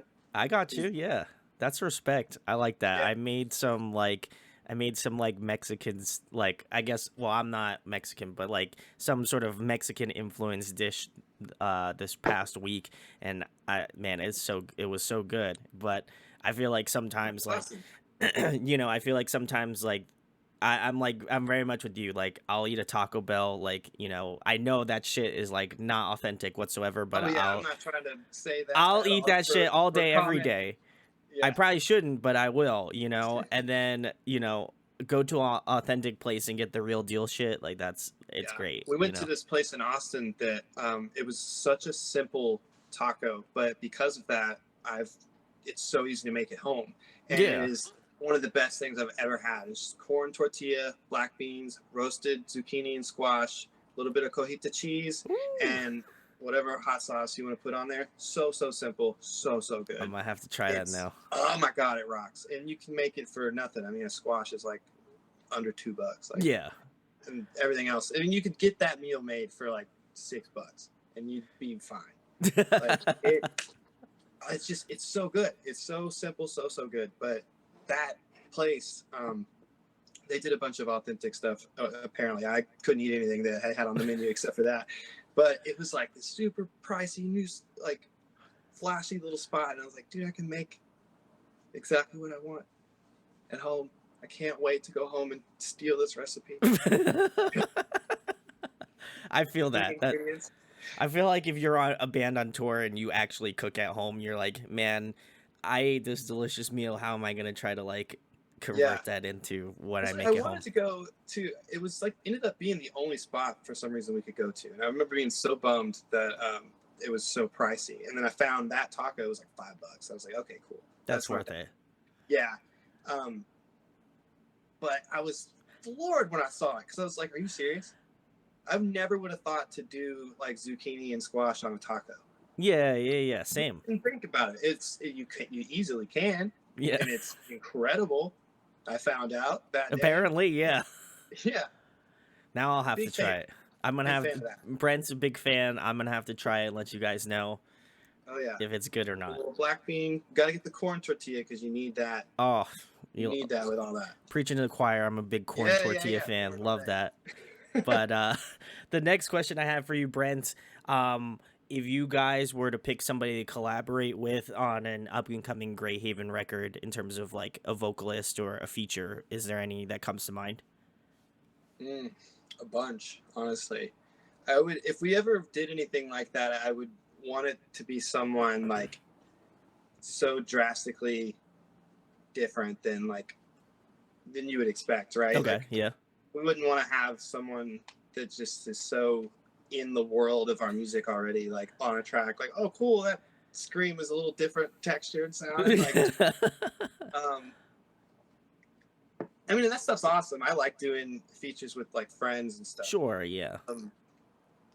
I don't know. I'd have to think about that. Hmm. I feel like a female vocalist would be cool. I I'd was like to. I was thinking that like that kind of voice mixed in with the abrasiveness of the music Oh yeah, would that'd be be really wild. cool. Have you ever heard the band Bent Knee? Oh yeah, they're Yeah, great. yeah, they're incredible. They opened for Dillinger when I saw Dillinger the one and only time I got to see them, and it was a mind-boggling set. They were Yeah. ridiculous. I'm gonna go with her. I think that would Ooh, be awesome. I think that would be so cool. Um, yeah, yeah, I stand by that. That rocks. I think that would be really cool. They just I'll blew me away. I'd never heard of them before at all, and it was just like, wow. let's see who it is. I just want to make sure I give her the proper I wonder proper. what they've been up to. I haven't heard about that band in a while. I think that show was like 2018, 2019 when I saw them. Okay. No, It what they're doing. is her name is Courtney Swain. So Courtney, hit him up. That'd be very cool. Excellent. They did Excellent voice. they did release an album in 2019 Oh, called You okay. Know What They Mean, and then they just Gonna be released a looking for record that. last year called Frosting. Hell yeah. So there you All go. right. Go check out Bent Knee. They're great. I also saw them, and fortunate enough to have them on the channel. So love them. They opened up. Who did they open up for? Thank You Scientist is another Mm, like pretty like proggy sort of band. It felt like probably more in line with their musical stylings than maybe Dillinger, but yeah. that's pretty wild. That's awesome. They're nuts. They're a crazy That's band. so cool. Yeah. They were awesome live too. So big shout outs to It was Bentley. insane. I was like front row because we were trying to get up there for Dillinger, and me and Nick just looked at each other like, what the fuck? It is very like it's very like abrasive in like the oddest way. Like it's like very pop centric, but then it's like you hear things that you're just like Right. this would have never worked. Like, but somehow like the way that the music kind of like coalesces is just like oh my god, like they just know how to work a sound and it's so wild. Yeah. That would be awesome. And then just because I've been jamming that record, and obviously he's a goat, but Cedric from Mars Volta would be. That's an Ooh. unattainable one. But I had to throw that out there. Listen, I think anything is attainable because I feel like, anytime I get to interview bucket list people on my, list here, Right. you're getting one step closer to the next, the next avenue. So I feel like guys, if you want Greyhaven and Bentney and Cedric from Marsville to do a track together, you have to go on All three Twitter. super. Super track. Yeah. Listen, you have to tag Greyhaven, Bentney, and Cedric from Mars Volta all in Twitter, and then say collab ? No, nothing else. Just that's it. That's where we stop the line at, and then they'll know. They Back just, it. Yeah. it's like a signal in the sky. So A little bat signal. we're gonna leave Yeah. it like that. So make sure it happens if you want to see it. I think it would be awesome. Personally, I might have a little bit of bias because I love Greyhaven, but we'll make it happen. I think that'd be kind of cool. Be wild for sure. The next question I have for you, Brent, as you can tell, I am a huge nerd, so I feel the need to ask you this question. If you could be a video game character, who would you be? Goku, hands down. No, Ooh. actually changing that because I do realize that the Dragon Ball games are a whole series of games, so I can pick Teen Gohan for sure. Like, Ooh. absolutely. With the Piccolo cape and everything, that's the move. I like That's that. the move. There Yeah, we go. I don't care what game. I would. Respect awesome. that. Listen, you could have picked Goku, and I would have been like, okay, that's solid. But I think that because you did the mental gymnastics, in the moment, like that's great. Love it. That was my favorite. That's my favorite dude. Now, Super Saiyan 4 Goku does rock, but Teen It's Gohan close. all the way. Yeah, I feel you. I feel you. As a DBZ fan, I feel like I kind of fell off the train a little bit in the anime watching aspect of things, but I want to get back into it. So it doesn't hold up either. Like trying to watch. I've done a deep dive to like try to watch the old stuff a bunch, and it's just I loved it so much as a kid. But there's so much filler in the anime. There just is. Like there's episodes where they're mid fight and it'll skip to like a day in a life episode. It's like going grocery shopping. Like, why is this happening? Cell is about. they're fighting right now. Like, why are we filming them? Filming them going to the grocery store. It's like it's stuff like that. But yeah, dude, it still just holds. I see your stuff over here. I got a whole thing of Dragon Ball Z stuff over over on this shelf. I showed it to you, but Yeah. there's a bunch of trash up there also, so I don't want to. I also have more shit over there, but then like Yeah, I'm very similar. I have trash over there that I don't want other people to to see. clear So out the right space. we have the rights. We got the right. They got the right space that for people who have no idea what's over here, that they're still gonna have. They're gonna live in that ideology that nothing's over here, and there is nothing over here. Exactly. So That space doesn't exist that over there. space doesn't exist. We're not. I'm not I pointing to do not anything over here. have clean laundry all over my bed behind the phone. For sure. Perfect. But love the answer. Love the answer, Brent. That was great. The next question I have for you: if you were to compile a dream tour lineup, including Greyhaven, who would you love to tour with? That's also awesome. I know My Chemical Romance is touring, so like if we could, Jesus, that would be awesome. Just that band was such a huge part of our I think our growing up. Like that would be huge. That would be a really cool dream tour. Deftones would be another dream band. Like, but I mean, there's so many good ones. There's so many good answers I could just throw out there. Converge, Glassjaw, like, please, The Used, let's go. Like, yeah, I don't know. Foo Fighters, come on. Like, well, I don't know. That might be a little different now. That's a damn. Rest in peace. Yeah. That would Poor been. Taylor. That sucks. That really that sucks so much. Yeah, I don't know. Just any of those type of bands would be so fun to get to tour with. I was gonna ironically say Etid, but again, rest in peace. Can't fucking do that. Oh my god. Funnily enough, I think I made a comment about that when like Etid, rest in peace, and I said, well, guys, now you guys can go listen to Greyhaven because, Greyhaven fills in that spot that Etid used to be in. So I'm just saying, we could only hope.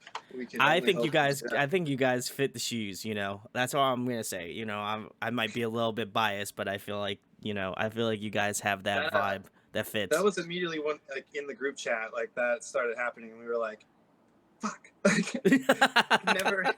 We've never even gotten to play a show with them. We've gotten to play some cool shows with bands, but that we look up to. But there's been a few that's gotten away from us. That sucks. I feel that, as someone who, I don't think I didn't get to see Dillinger, but I've obviously seen live videos of them playing, and I've had some friends of mine go to see Dillinger. So I feel like that's one band that I would love to see, but have, probably won't have the opportunity to see unless they do some sort of like reunion, shows or whatever. Right. But I just had that check off bucket list with Converge like 2 nights ago. Woo! I had never seen them. I've been a fan for such a long time. They don't come around here very often. It was a small room, and there wasn't a ton of people there. It was like a mid-ranged show. Wow. Kind of a small room. It was awesome. They were incredible. It was incredible to finally get to see them. But yeah, it's awesome to have that, right? To have this ranking of things you could check off. You're like, sure, top tier bands that still haven't quite gotten to do the thing you want to do with yet, like whether to see them or play them or talk to them. Sure, yeah. Who would be your who have you not gotten? Your great wife. Oh man, I'm trying to think who would I really. Oh man, that's tough. I feel like as I'm staring at, I have a poster on the back wall here, right above my computer, and it's an Under Oath poster. So I feel like Under Oath would be one, because be really they were so monumental in my like growing up. Absolutely. I feel like they would be really cool, or like anybody, like because I kind of grew up in that like Christian core sort of music, so I listened to like a lot of like ABR, like Devil Wears Prada, like those those would be ones that I feel like if I Devil Wears Prada's having like a nice moment right now. They're having a really sick resurgence. Yeah, they really are. It's awesome to watch. Like it's really really cool to see. That band was so. I love that band. Like, oh yeah. That whole era, like all the way up to Dead Throne, I was just like floored. Like, and that next record was good, but it's just there was something about. It's that same thing with Texture though. They recorded Dead Throne like on tape in a studio together. Oh, you can Yeah. tell it sounds so fucking awesome. No, Yeah. no shade to the Joey Sturgis production, but No, yeah. there was something cool about them doing that turn at Yeah. that time, and it just works. That record's so good. I also Our- feel like I also feel like I turned around on a lot of their albums because initially, like, I was very much uh, like Prada elitist a little bit, and I was like, OG records, those are the best. Plagues, Yeah, Roots, those and but Dead they Throw, rock. they rock. They're the Zombie EP, those are great. Um, and then 818 came out, Transit Blues came out, like the Act came out, Space, all the other albums. Space, I think. What else am I missing? Z2. And I was like, I don't know. Like Z2 was like probably the more current one, other than the newest record, Color Decay, which go check out. It's great. I was like, I don't know if I'm really feeling what they're doing. And I think now looking back, and I think I even said it like in my review, was like, I appreciate the older albums that they did, like the ones after Dead Throne, like Transit Blues, 818, like all those a lot more, because you can look back and be like, okay, Yeah, like they were doing something different then and people were giving them dog shit for it, and now they're doing like the same thing kind of, but just like evolving it that much more or that much further. And you're yeah. like, okay, I get it. It makes It's sense now. they're another one of those bands that's just been after it for Oh, so yeah. long, just grinding and grinding, and they've had like a huge rise and then kind of a little bit of a lull, and now they're coming back around. And something that's been really cool to me to watch is, I think you would probably see this too, is those earlier records, like those 2006-7 era, like it was so raw and gritty and new at the time. And those early records are so cool because like that sound is sort of starting to peek its head back around, but like Yeah. that version of it, not the like 2012 version of it, but like the 2007 kind of like raw version is Yeah. some more like underground kind of bands are doing that, but they're taking it kind of darker, and Yeah. it's like that's really really interesting that it's been out. This type of music that we're all kind of trying to do is like been evolving for such a long time now that we're starting to see the cycle back, and Yeah. Yeah. it's Yeah. weird, but it's really cool. Like the whole like MySpace type thing is Oh, sort of yeah. kind of peeking back up, and but it's different. It looks different, and it's taken a different direction. But you can tell that there's a lot of like nods to that era going on, and it's cool.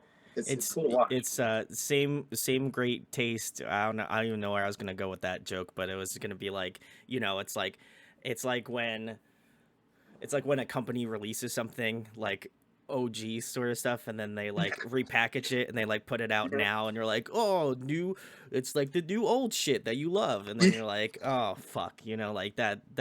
that hurts, but like I'm gonna buy it because I love it, like Yep. that's I do that with nostalgia. every Nirvana re-release thing they fucking put out. I just go, I have this record like 3 times, but But thanks I'm for gonna the get it new again. package because that does look cool. Yeah, Found I found this feel new that thing. hurts so bad. Like that's like when bands like re-release albums and they're like, "Hey, here's the 20th anniversary of this album that you love." I'm like, "Son of a bitch, I know everybody's going to Yep. buy this one." And then you Yep. got to be like on the site and you got to like pound down the door for like, like to get the next one. It's rough, as being a vinyl collector, it I hurts know my soul. it does. But sometimes you're like, I wasn't trying to spend But $45 I'm today, doing it. but It happens. I'm glad you it feel does my happen. pain on that. But Yeah, I not necessarily the re-release, but seeing Converge. They had all of Jacob Bannon's like side project stuff in a bin, the vinyl, and I was like, I can't look at that right now. I I can't. just can't, because as soon as I do, I'm gonna leave with like 4 records, and I It's can't over. afford that. Like, can't. I got you. Listen, Yeah. the struggles of being a vinyl collector, it hurts sometimes. But Mm-hmm. the next question I have for you, Brent, continuing on with the theme, in your opinion, who puts on a great live performance? I know we mentioned Dillinger before, but are there any other sort of other bands that you'd seen live and you're just floored? There's a lot. I I really like just taking in. Oh, I know exactly what my answer is going to be, because it was a band I never thought in my wildest dreams I would be able to see. Was Duck Duck Goose. We played Ooh, we wow. played Chain with them. It was, I don't know, maybe like their third or fourth show back or something like. It was an earlier one, I know Okay. that, and I was side stage watching, just draw jaw to the floor. Like it was incredible. It was everything I ever like wanted to see out of that. I loved that band so much in high school and growing up, and obviously, like, you just didn't. A lot of people probably didn't think about them in years and years and Sure, years, yeah. and they just like randomly kind of started doing things again, and seeing that show, playing with him was incredible. I just, that whole day, I'm not gonna lie, was just bucket list, bucket list, bucket list. Like, That's great. I just couldn't believe that whole day. But they were unreal. They were absolutely unreal. It was, I can't say enough good things about it. I was just properly, like, in the night, feeling really good too. That when they were on, I was just You're fucking, just vibing, you know, you're yeah. feeling it. I got And there you. were like a couple people that I knew had not really listened to, and I don't want to be that guy, but like they hadn't really listened to him remotely that much, and they were like kind of trying to edge their way in front of me, and I was like, it's not happening. I'm sorry. This doorway is so small, and I will be on this part of the door. I'm sorry. Like, this is my stance, you know, I yeah, get this is it. not happening for me again, and I'm like going to take this You're opportunity. gonna soak it all in. Yeah, I'm so, very much the same way. Like whenever yeah. I go to shows and there's bands um like it was like the same thing with like I think I saw ABR for their Messengers like 10-year, and I Oh, was just hell like, yeah, and that was just like that's awesome. insane. Like I think I've told this story a couple times, but I'll give this like footnotes version. So we were like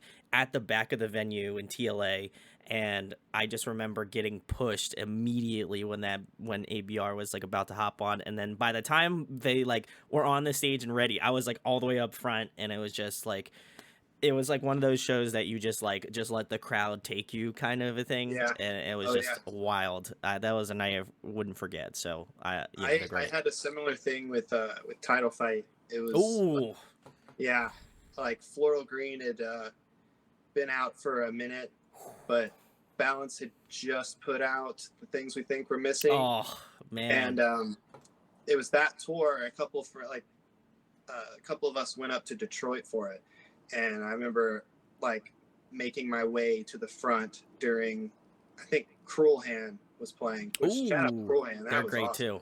They're Awesome. sick.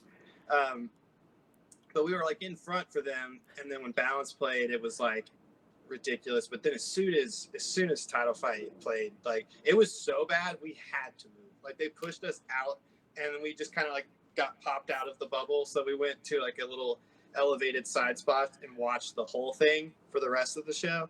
And it was like we would have been murdered, like, completely. Those people in the front, I had bruises, absolutely, Oh yeah. all over my legs. But that was one of those ones too that I was just like, one and only time I ever got to see them, and it was just everything you would want. But yeah, You like, gotta have I just, those.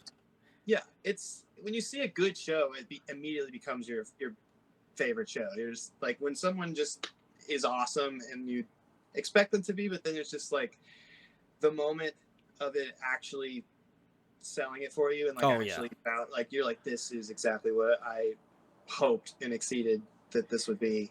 And that show immediately becomes your favorite show. And I've had fortunate enough to have a bunch of those. Like, there's so many bands I've seen where I'm like, God, that show was awesome. That show was awesome. You know, Yeah. it's hard. It's hard to pick, but I'd have to go with probably those two. Those I were those were those were pretty those cool. those sound like amazing shows, and I got to make a comment on the like bruises that you get, because I feel like Yeah, that's the war. Like, you know, like you went to a yeah, good show, if you get beat up a little bit, I mean obviously mhm, don't come out in like a stretcher, but like, you yeah. know, I think there's some level of like funness to those shows, and it makes you remember them a little bit more, and Oh, like, hell yeah! That's you know. like the whole thing. You know, I can't get into that as much anymore. Like, I feel Yeah, feel a I feel little more that. fragile these days. I don't. I'm getting I up don't. there, you Yeah, know. I feel that. Yeah, yeah. I'm gonna be 30 next year, and it's just kind of wild to me that like Damn. Yeah. I'm gonna be like one of those guys in the back that just like stands in front of the soundboard and just like crosses his arms and is.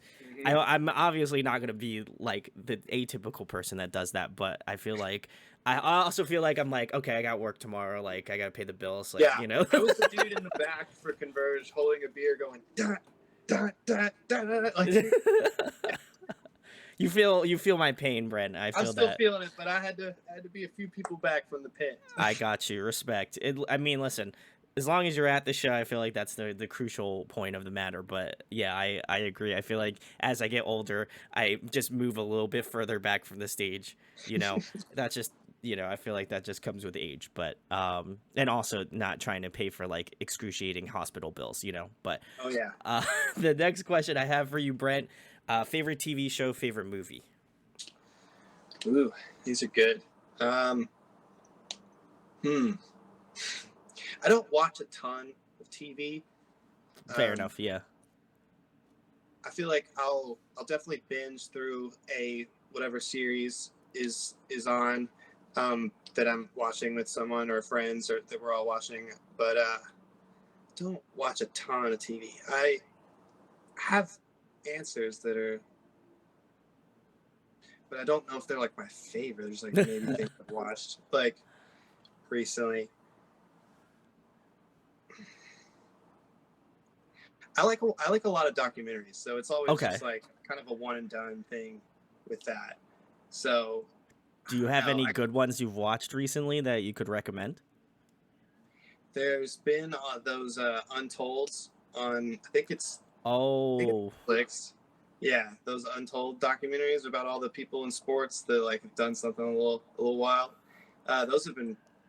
I didn't know what to expect with those. I just kind of put one on because Nick told me one of the stories was wild, and I got hooked. I watched all of them, and they're so crazy. And I don't really follow sports very much, but you just watch them, and I mean, if someone's good at telling you a crazy story, then I mean, you get you're hooked, hooked. right? Yeah. Yeah, it's like they have all of the perfect editors that get that rise and fall in tension just dialed in. Like I'm a That's very sucker true. for it. Yeah, movies. Damn. Right now, my favorite movie is I might sound really like cliche, but like The Lighthouse has been one of my Oh, favorite movies I've seen in a really long time. And some people argue it's like, well, it just looks good. It's not actually like a great movie. And I'm like, that's half the battle for me. Like, if it looks awesome, I have to stare at it for like 2 or 3 hours. that's true. That's true. Big Yeah, facts. like I really, really get sold on movies that look incredible. And that movie was gorgeous. And I actually really liked what I thought I gathered from the story. You know, like I had watched a couple different unpacking of it on YouTube and stuff after the fact because it is so symbolic. So I was like, I want to make sure I like kind of understand some of this. I actually did a lot of that while writing this record. Like while we were in the studio, I was like I wasn't looking at it to write a song about the lighthouse, but I was like, what are some of these themes that he's talking about? Like, what is the Sure. Yeah. overall kind of things he's trying to say, and how are these people unpacking how he said it? I'm just curious to see, and maybe that might take me somewhere. I did that with a few movies while we were up there, Hmm. but that was one like that. I like what it says about work. I like Robert Pattinson's performance. I love William Dafoe. He's probably my favorite actor. Oh yeah. And it's a black and white box film movie. Like, dog, sign me up. Like, yeah, hell yeah, that's my shit. That was what you're all about. That's Yeah, great. I black and have white film. Say no more. I feel like I have to. I don't think I actually have seen that movie, but I've seen a lot of people post about it. So I feel like I'm gonna have to. That will have to be on my list It's of a things to it's a watch. weird one. I'm not gonna lie to you. It's a fucking weird movie. But I watched it 2 days in a row in the theaters. Like I saw Oh it. wow. Okay. And then the next day, Johnny, he's a big movie guy. Like, you should talk to him sometime about movies. That man is a cinephile for sure. But we linked up the next day, and he was like, I was actually about to go see The Lighthouse. And I was like, I just watched it last night. He's like, I was going to ask you to come. I'm like, I'm coming. Let's go. Let's Like, go. Let's do it again. watch it again, see if there's anything I missed. That's awesome. Yeah, that movie's I loved it. I absolutely loved that movie. I All like right. um, a lot of Robert Eggers like whole thing Okay. Yeah. around movies. You know, like I liked the Witch a lot, and I forget the Northman. It was the newest one, I think. Okay. That one's really really wild, and I don't think I am like I've seen Odyssey type movies a bunch, so I was like, oh, this is what this is going to be. I didn't Oh. realize Okay. at first maybe, but which I don't know why I didn't. It's very all over the like it's very apparent that's what's going on in the trailers and everything. But I just love that dude's work a lot, and that's probably my favorite one of his movies. Oh. All right. Well, Yeah, it's a good recommendation. I'm gonna have to go give it a watch and find out if I am digging it, because I think it would be interesting to see. And I've seen a lot of people post about it, so I feel like it's one that I have to experience for myself, certainly. But the next question I have for you, Brent: if you were trapped on a desert island for the next month and there was one album you could bring with you to listen to, what album would it be? right now I'm going that New Mars Volta. I could burn that out in a month for sure. Like All right. I could ride that out for a month, dancing on the beach, baby. Yeah. There we go. That's great. Absolutely. I have to give that a listen because I love the Mars Volta as well, and I I just get totally obsessive about records too. Like if I'm on a record like that I like, then I will listen to it into the beat into ground. the So ground. give me a yeah. I'm kind of the same way, but I feel like because now I like have to like listen to a multitude of different albums, I can't always like be listening to one album, but I'll consider to be like, if I can listen to it beyond the week that I'm doing X review for it, Yeah. and that's, to me, that's like, okay, I'm not, if I can't get tired of it within that, week span, we're good. Like, that one's one that's gonna be probably up in I the feel like upper echelon. I feel like you're definitely introduced to so many more just like upcoming albums than probably the average person. Like anything comes out, you're like, oh, I I gotta, gotta, yeah, gotta listen to that. I Like, feel like I have to be right on it. Like, it's like yeah. somebody says like, "Oh, okay, this new album came out." Like, "Oh shit, now I gotta listen to it." Now it's like, I wish I was like that. I was like that for a minute when I worked at Amazon, and you just had to listen to music for 8 hours a day. So I was listening to please give me something new. But since I've been out of there, it's like, oh, I haven't quite um, kept up with as many new sure, records. Like yeah. the band I really like that puts a record out, I'm definitely gonna listen to it. But like, um, if a new band puts something out, it's like it might take me a minute, or someone telling me like, "Oh, that record rocks. You should listen to it," um, before I actually go through with it.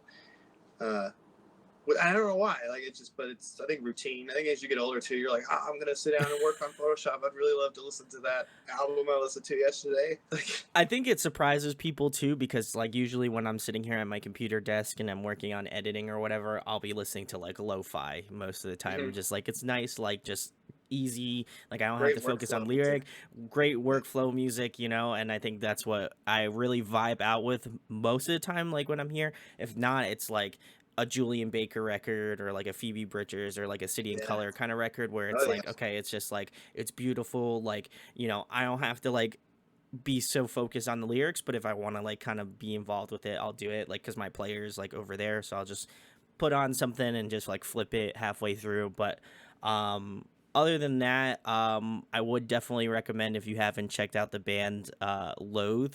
I'm pretty Oh sure yeah. they're Yeah. one band that I feel like, to me, always like, it doesn't matter, like I'll go through like a month or two without listening to it, and I'll just be like, I gotta go listen to I Let It In, and it took everything, and then I'm like, all right, I Record got rocks. Yeah. that record Record is so so good. And I know a lot of people now have checked it out, but if you haven't, I would definitely recommend that album. Another one that I feel like I really have been enjoying was the new Devil Wears Prada record. Actually, I think that one's been I need my to listen to that. favorite. I haven't listened to that one yet. I've seen it. I listened to the single, whatever one has the music video. I watched that the other day, Okay. um, but I haven't listened to the whole thing yet. I would definitely recommend listening to it, because there's some songs that aren't on the album that were just like absolute gut punches. Like, they had two songs on there that are like it just hits you in the chest. And I feel like this one, at least from my perspective, um, felt the most emotional that they've been. Like I feel like it's the Yeah, most vulnerable they've been on an album. So I like that Mike has figured out like his voice. oh yeah, oh He's yeah, like, so he's kind of doing a different thing than he has, because it was like one thing and then he was trying to figure it out and then he's like doing a new thing, and it's cool. I like it. Sounds good. yeah. I think I think he found his stride certainly on this album. Yeah. Like there's parts where I'm like, okay, he's doing the like little bit of like spoken word, a little bit of like yelling, screaming kind of thing, and then he does some cleans, I'm pretty sure, on the album. So it's like it's cool that he's been able to evolve as a vocalist over the years. And then Jeremy's just been like the workhorse. Like Crusher. he's been Yeah. crushing it, you know, like Absolute crusher. doesn't matter like what album I listen to, I'm just like Jeremy just it doesn't matter. He's killing it. He's doing his He's like shit an and it's great. angel. Yeah. Yeah. He It's is just he's so great. wonderful voice.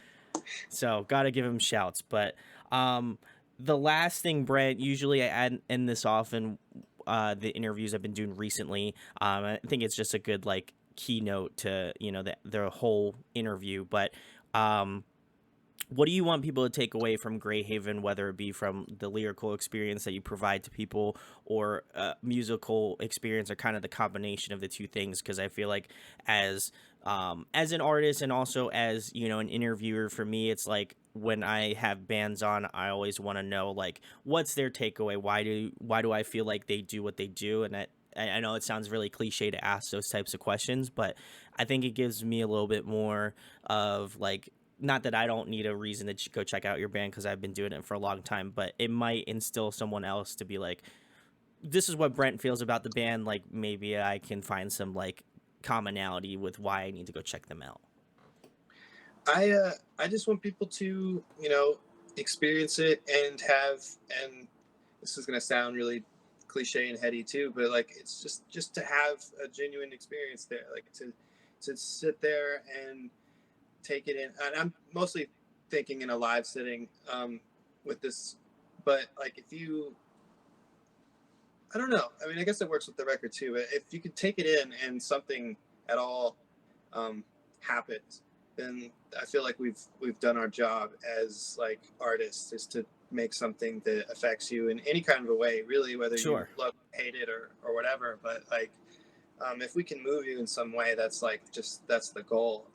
Just because it's doing that for us, and what it's doing for us is always evolving, I think. So trying to give like a direction for that seems weird, because like I don't, it changes for us all the time, and I think it changes how I feel about other records all the time too. So, but with us, I just want it to feel like we're doing something genuine to a listener. Like I want Sure. someone to just be able to see us for what we are, and hopefully, if they dive into it some, then they can relate to some aspects of it. I do a pretty good job of trying to be abstract and not have that happen, seems like. But I I think because of that, everybody takes something um, different away from it. I get Sure. asked about all kinds of different perspectives on our songs that I would have never dreamed up, or that I don't see as what I was putting out there. But when those kinds of things come back at me, I really, really love that, because it just means that you took those words and that moment and that feeling and that sound and turned it into whatever it is for you. And like, that's awesome. That's ultimately the goal, is just for someone to have something um, that's theirs with it. I don't want to tell someone what to do with it, or how to look at it or anything like that. But I think that's what I want. Like I want our whole experience of our band to just be like they just make art and they just let it live. Yeah. And Yeah. that's really I think you can't really ask for too much more of that. Like I just want our artwork to have some kind of a life outside of ourselves, and however big or small that gets is up to not me. So uh, I just want it to feel real. That's it. In every setting, record and live, and when you talk to us and stuff, I just want it to just be just honest, real.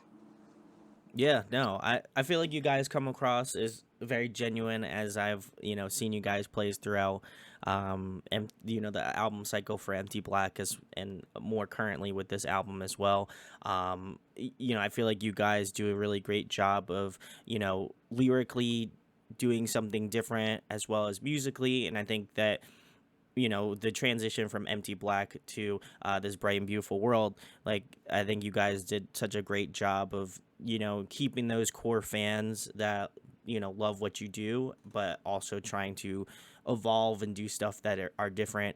And I think that there's a level of honesty, or like a level of personal ability that you were like, okay, listen, we love our fans, like we obviously love making music, but we don't want it to seem so far out left that maybe it doesn't work for certain people and might work for new people, but also at the same point it's not like so close to the what Empty Black was, where people were going to be like, well, okay, well, why would they make the second record if it's just Yeah. Empty Black 2.0, and I think it's been really interesting to hear a lot of the um, like it shows to hear some of the discourse on the variations of what we'll do, or sometimes like Johnny will tweet some things about us like not writing heavy songs, and it always amazes me how much people are just like, whatever you guys want to do, sure, yeah, just go for it. And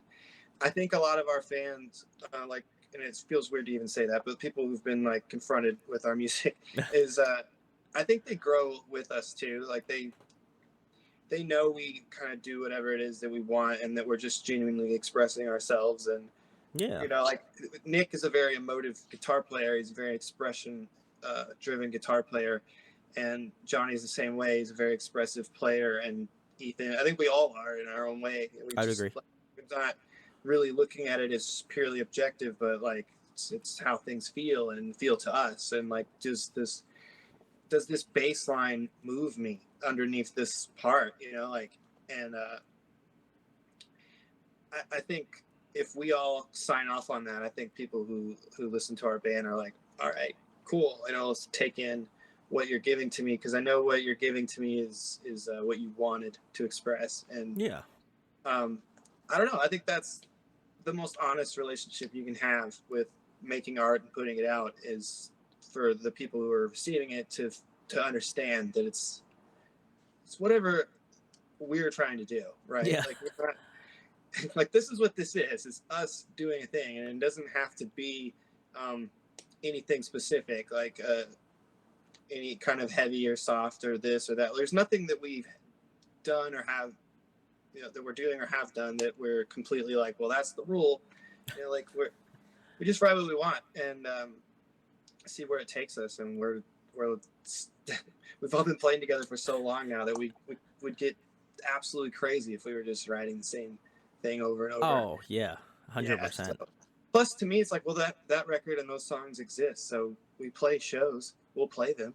We're gonna get our fix out of that song. Like that heavy moment in the set is gonna happen. So Yeah. to me, it's like, well, let's write some more fun stuff, more other interesting things to do during a set. Hopefully, if everything goes well, the sets get longer and we get to do cooler things and get to play more songs, and that means the movement of our show can go a bunch of different places. And like that's exciting to me. Like at the end of the day, like that's what is the coolest thing. A band lives in its live shows, like Oh, those 100%. records exist, but like doesn't matter if the band is around or not, those records are still there the way they are. So the live set is, I think, where a band gets to really get to be themselves. So Oh, yeah. here's our old stuff, here's our new stuff, here's this transition. Like that's where all the fun is. So like, for me, it's like it doesn't matter if we write something drastically different. It's one song in a set that we're gonna get to play, and if it's really cool to get to do that, then I really want to. Oh, yeah. And Whatever it is. but I also think too, like as I get older, and also as the more interviews that I do, I think for me, as a listener of like heavy music for well over a decade now at this point, like Yeah. I think it's you can't get too hung up with the ideology that like bands aren't going to change or evolve or do something different, Mm-hmm. and that they're gonna you expect them to write the same record, right? I think that's where sometimes people kind of get that. And again, it's kind of like two sides of the coin too in that aspect where like you're gonna have people that aren't going to like the new stuff because they are, because they like that, and it's like kind of a feast or famine sort of a thing where like you're gonna have people that are gonna be like, oh yeah, I wish you wrote Empty Black 2 or whatever, and then that comes out and they're like, I don't like this, why does it sound exactly the same?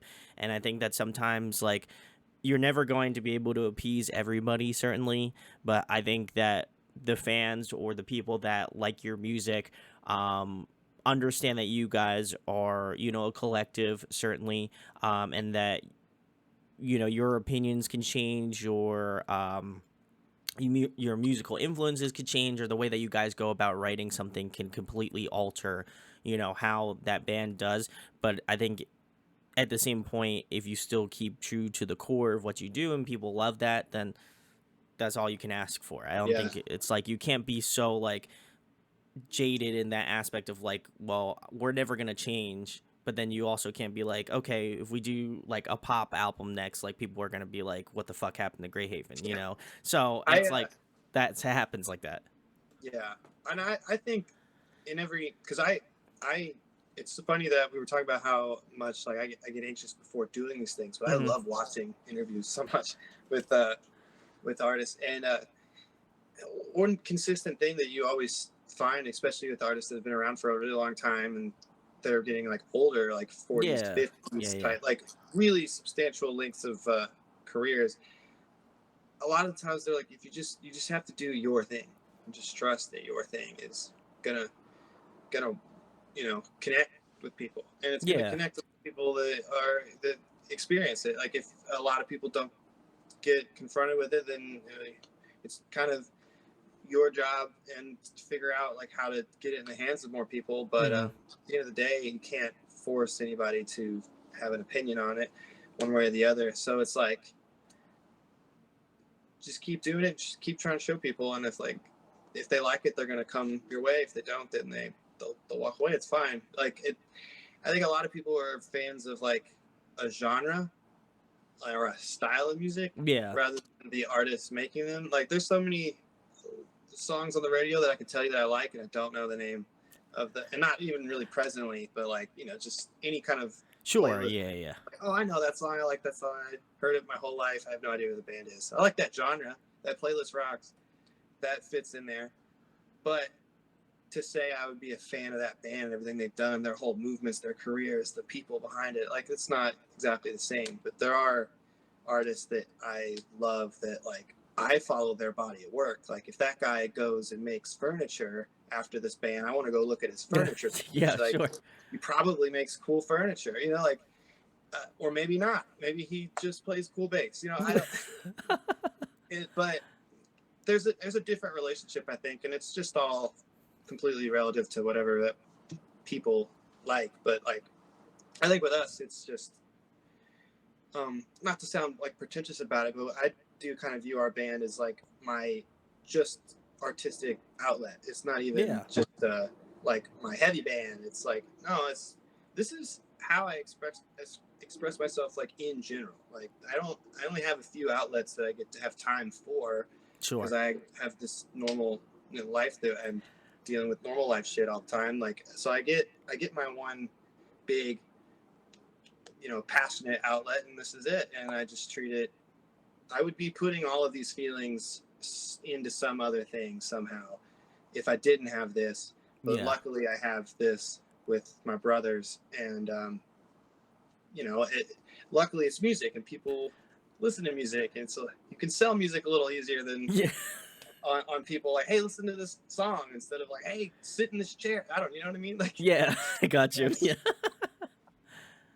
there's a whole community around now, which we get lucky for. But like, I don't know. That's just how I kind of view it. It's just my way to get me kind of Yeah. out. That's why I don't really ever know what's going on with lyrics till later because I gotta pour it all out. They write music completely independently of whatever I'm doing. Really, Sure.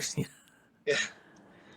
But I also think it's like the fruits of your labor, like the things that you Right. guys like, as we talked about kind of at the beginning of this interview is like, you do the things you want to do because you love doing it, right? And you wouldn't be doing here. I wouldn't be having Mhm. this conversation with Brent here if I didn't love doing this, right?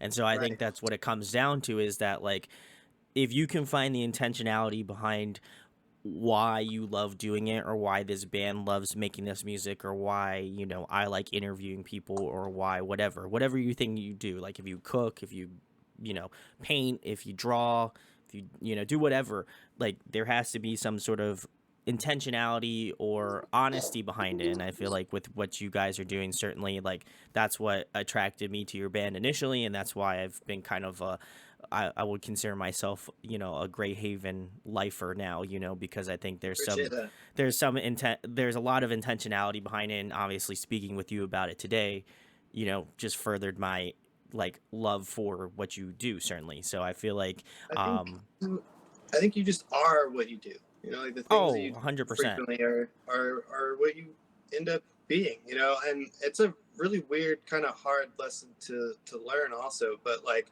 truly, if you want to be the thing, then just do it as Yeah. often as you can. And if you're doing something genuinely, you're doing something honestly, and you're doing something consistently, and you make cool shit, and you can be fortunate enough to share that with as many people as you have access to, Hmm. then I mean, inevitably if it's good, it'll click, it'll grow, and it's Yeah. gonna look different for everyone. Like success is measured in a million different ways, and it's Yeah. different to every person, and like nobody's nobody's path should be something you're like looking to mirror. It's because it's theirs, it's not yours, it's different, right? Like it's something we've kind of had to learn. It didn't expect to be still going to work every day and then touring sometimes, being in a band for 10 years, uh, but that's where we're at, that's what we're doing. It's Yeah. cool, it's fine, it's our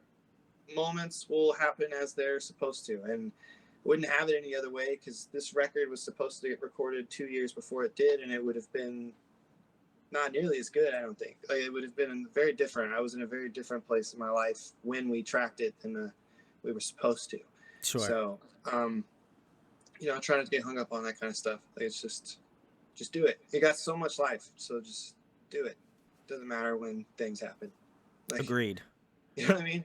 You could start It's, right now if you wanted to, right yeah, after you you could finish this change your video. whole life tomorrow. I'm going to be 30 in December. I could do a whole totally different thing and have 70 years of it. It doesn't matter. Like Yeah. just I don't know. Wake up, be grateful, try to do a thing. Like, don't get caught up on clocking in. It's everybody's got to do it, but like, do something else also for you. Yeah, I think I 100% agree with that, and it's good words, great words to live by because I think it's like you know people ask me why I do this, and it's like I love doing it. Like I'm Yeah, such a huge band nerd, right? And so music lover, and I don't think that when I started this YouTube channel out of college that I was like, yeah, I'm going to be doing this 7 years in February. Like that's right. wasn't my intention initially, but we're here. And I think it has brought, I always tell people all the time is that, like if I was to stop doing this tomorrow, I feel fulfilled doing it, and Right. if I continue doing it for another like 7 years, then I'll feel fulfilled for those 7 years, Yeah. I think there's a level of things that if you find something you're passionate about doing and want to do it, like just no one should be in your way of doing that thing. You should just do it, and Yeah. I think we're both good examples of just regardless of if you feel like doing it or not, just to commit to doing it You're because it's important to you are you. the biggest person in your way always. Like, Oh, if you can get over your own like insecurities or like embarrassment of being like not good at a thing, like you'll be fine. Like, that's how I've had to struggle with that so much, where it's like I constantly am in the like almost ready to showcase phase of so many things that just sit like kind of not sure, yeah. done because of the just not. You got to get over that hump of just being like, just do it, just send it. The next one will be cooler. Like, you can't have everyone start off as like the best thing ever just do it, and then do the next Yeah. one that'll be better. The next one will be better. The next one will be better. Like, I always think about like, famous painters, right? Their first painting probably was like dog shit, right? yeah, Like there's no way. But then you think like about like a big name like Picasso, like everybody knows a Picasso, yeah. does it, he has stood this test of time, and but like initially he probably was like, I don't know what I'm fucking doing, I'm just a painter, Oh yeah, and it's even funnier is like no matter what the opinions could be about a thing, like ask the artist what they think about their first couple things. They're gonna absolutely tell you that it's dog shit. Like, Oh um, yeah. it's just how it goes, you know. Oh So yeah. if you just gotta, I don't know. I think everyone needs like a thing. Just like find your thing. Like it brings you some kind of peace and expression and something for you to put your life, uh, mold your life around a little bit, other than just like, I don't know. I know that it's so necessary for like everyone to just work, like, and that's Yeah.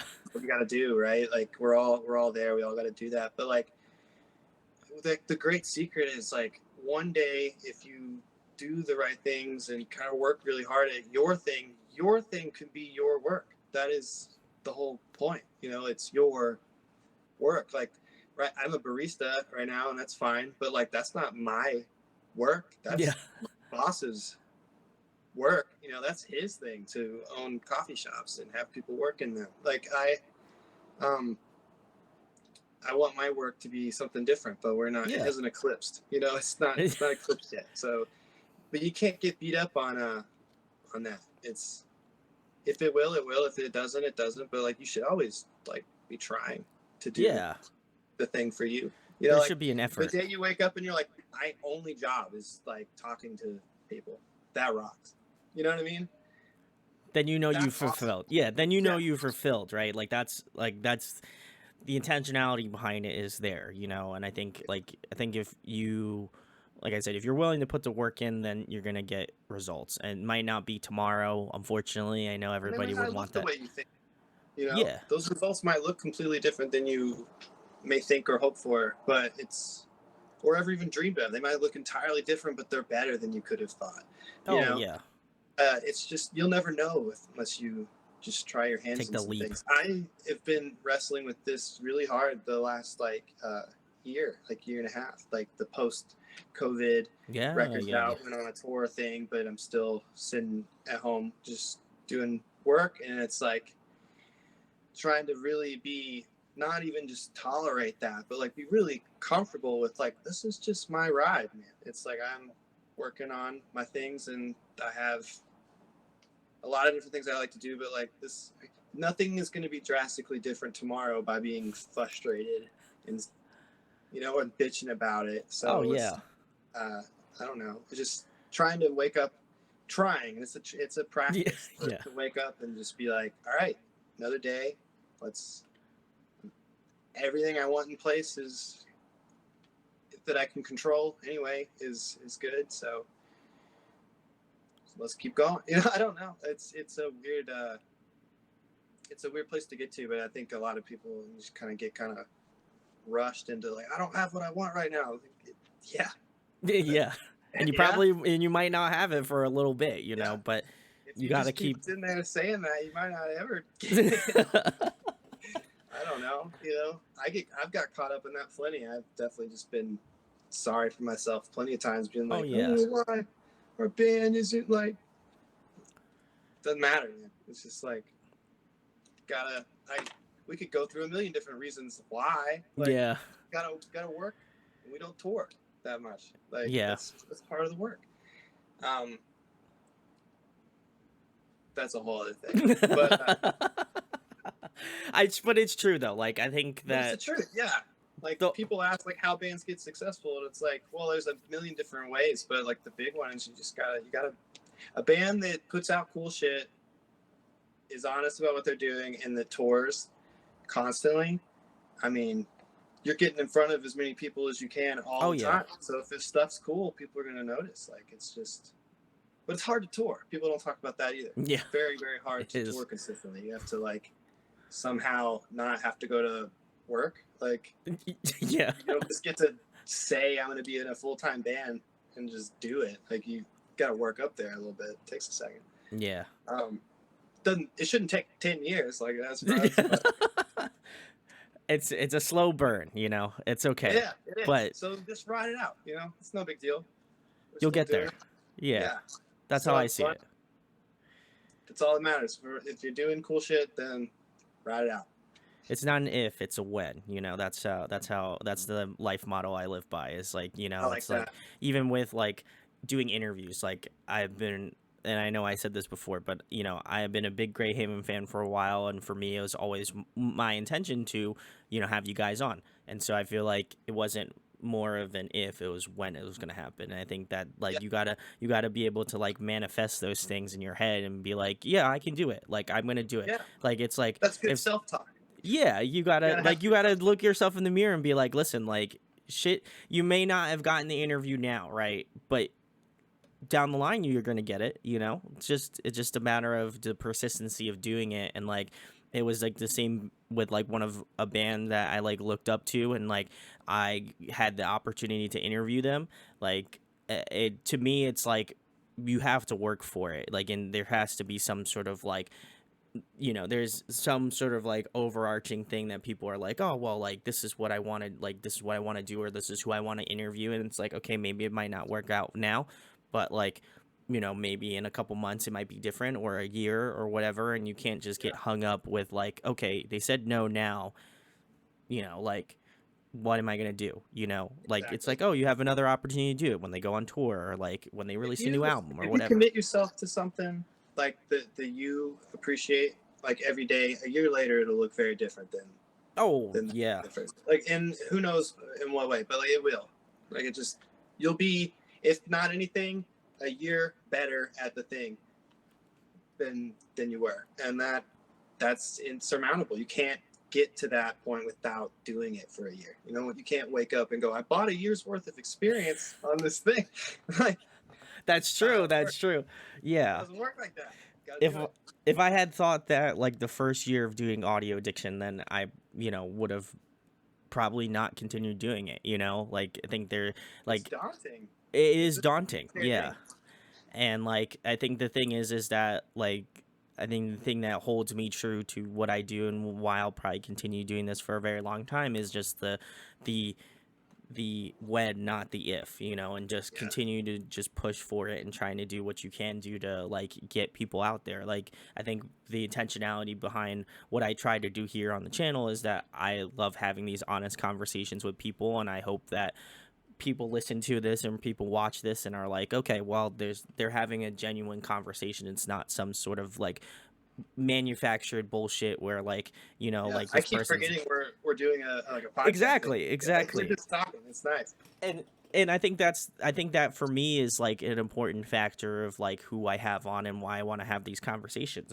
And I think it's the people who are a little bit more invested in it and put a little bit more like, they're like, okay, we're having a conversation. This isn't me like reading off a list of questions and being like, okay, this is this or this is that. Like I feel like for me it's like I want to get to know about the people behind who make the music, why they make it, and you know the reasons why, you know, people should go check them out. Because I think a lot of the times you can't really get the intentionality or the thought process behind, you know, why bands do this. Like you can put out an album, but that's not going to give you like, it's just one side of another side of a coin. You know, Oh it's yeah. like there are people who make the music. Why do they do it? Why? That's like that's the question that I always ask to people is like, why are you in this? Why do you want to do this? And then, you know, Yeah. they give their answer for whatever reason they choose to do it. You can tell that it's genuine from you, and that's like it goes back to the thing we were talking about earlier. It's like we're having a genuine connection, and that will translate, and like that, you're really good at that. Oh, So I thank you. appreciate that, because sometimes it's not like that, but I really appreciate it. I do keep forgetting I'm not just talking to you, like just hey, what's going on?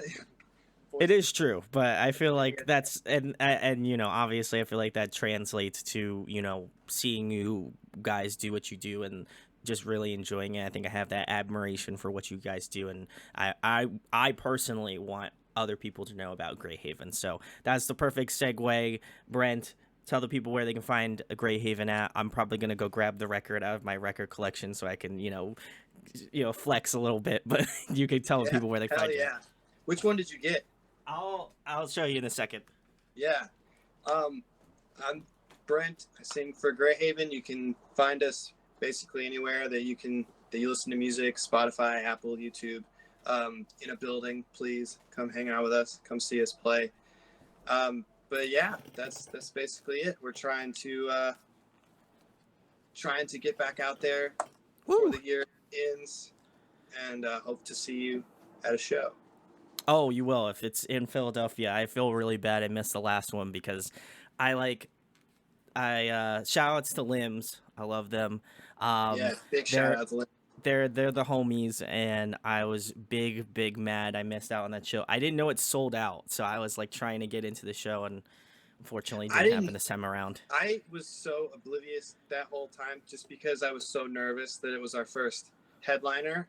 That every show, I was not aware of like how it was going to do. I would be like, I don't know, it could be good, it could not be. Johnny's like, it's sold out. Like, I'm like, oh, okay, I didn't know that. He's like, if you're not, I was like, no, I purposely stayed away from it. I didn't want to know. I was just like going to be pleasantly surprised. Yeah. Tonight. And I can say that now because the tour's over, and it was a pleasant surprise. It was awesome. The tour was great. We've never done a headliner like that, so to see the people every night was it's nice. It definitely kind of like solidified how cool it is that we get to do this. Oh, 100%. Well, guys, listen. If you're like me, you pick up the record, and I'll show Brent which one I got. I got the Oh hell yeah! I got the best one, arguably. I don't want to I don't want to say I was on the site when it dropped, but I just want to say I was on the site when it dropped, and I immediately threw that in the cart. So please go pick it up. Fantastic. I also got to give a shout out to their previous work, Empty Black. This one also, for all the vinyl fiends out there, this one was the one I got. Ooh, nice. Hell yeah, that's the first. That's the first, and it's, obviously signed, as you can tell here. So, I'm not trying to flex, but, just we're out here. And then Cult America, if you guys have any, that's the other one that I'm missing that I don't have. So if you would like to help me complete my collection, that'd be great. But seriously, want to give a shout out to Brent of Greyhaven. Send me a text. Send me your address. Okay, awesome. Go seriously. I talk about this band all the time. I feel like a broken record, no pun intended, but I really do talk about this band a lot, and it's such a cool. For me, it was like bucket list band I had to have on, and so I feel very humbled and grateful that Brent has taken the time to go check out, and be on the channel here. So please go listen to Greyhaven. Listen, if you haven't listened to them already, you need to do so, because they're, I would argue, one of the best up-and-coming bands that you haven't heard of, and you should. So please go give them some love. All of the links in the description to find out about Greyhaven. I want to also give a shout-out to Engage, my man. They're really killing it over there, so I got to give them some love, because I feel like I borderline was a little bit aggressive about getting this interview, so I wanted to give them a shout. But Jason's the man, so I gotta give him some love. Yeah. But if you enjoyed this interview, share it, like, and subscribe. If you like podcasts as well, this will be on Spotify and also Apple and Google. That's new, so please, if you can. How long did we do this one? This one is slightly over 2 hours, so Woo! This is a long boy. Yeah. I hope you're in it for the long haul. If you made it throughout the 2 hours of this interview, kudos. But if not, totally get it, because 2 hours is a very long time. But you can listen to it on Spotify, Apple Music, and Google Podcasts, so go give it a listen if you didn't decide to watch it on YouTube. So huge thanks for that. And then, again, huge thanks to Brent for coming on and chatting with me today. Thank you so much, brother. All right.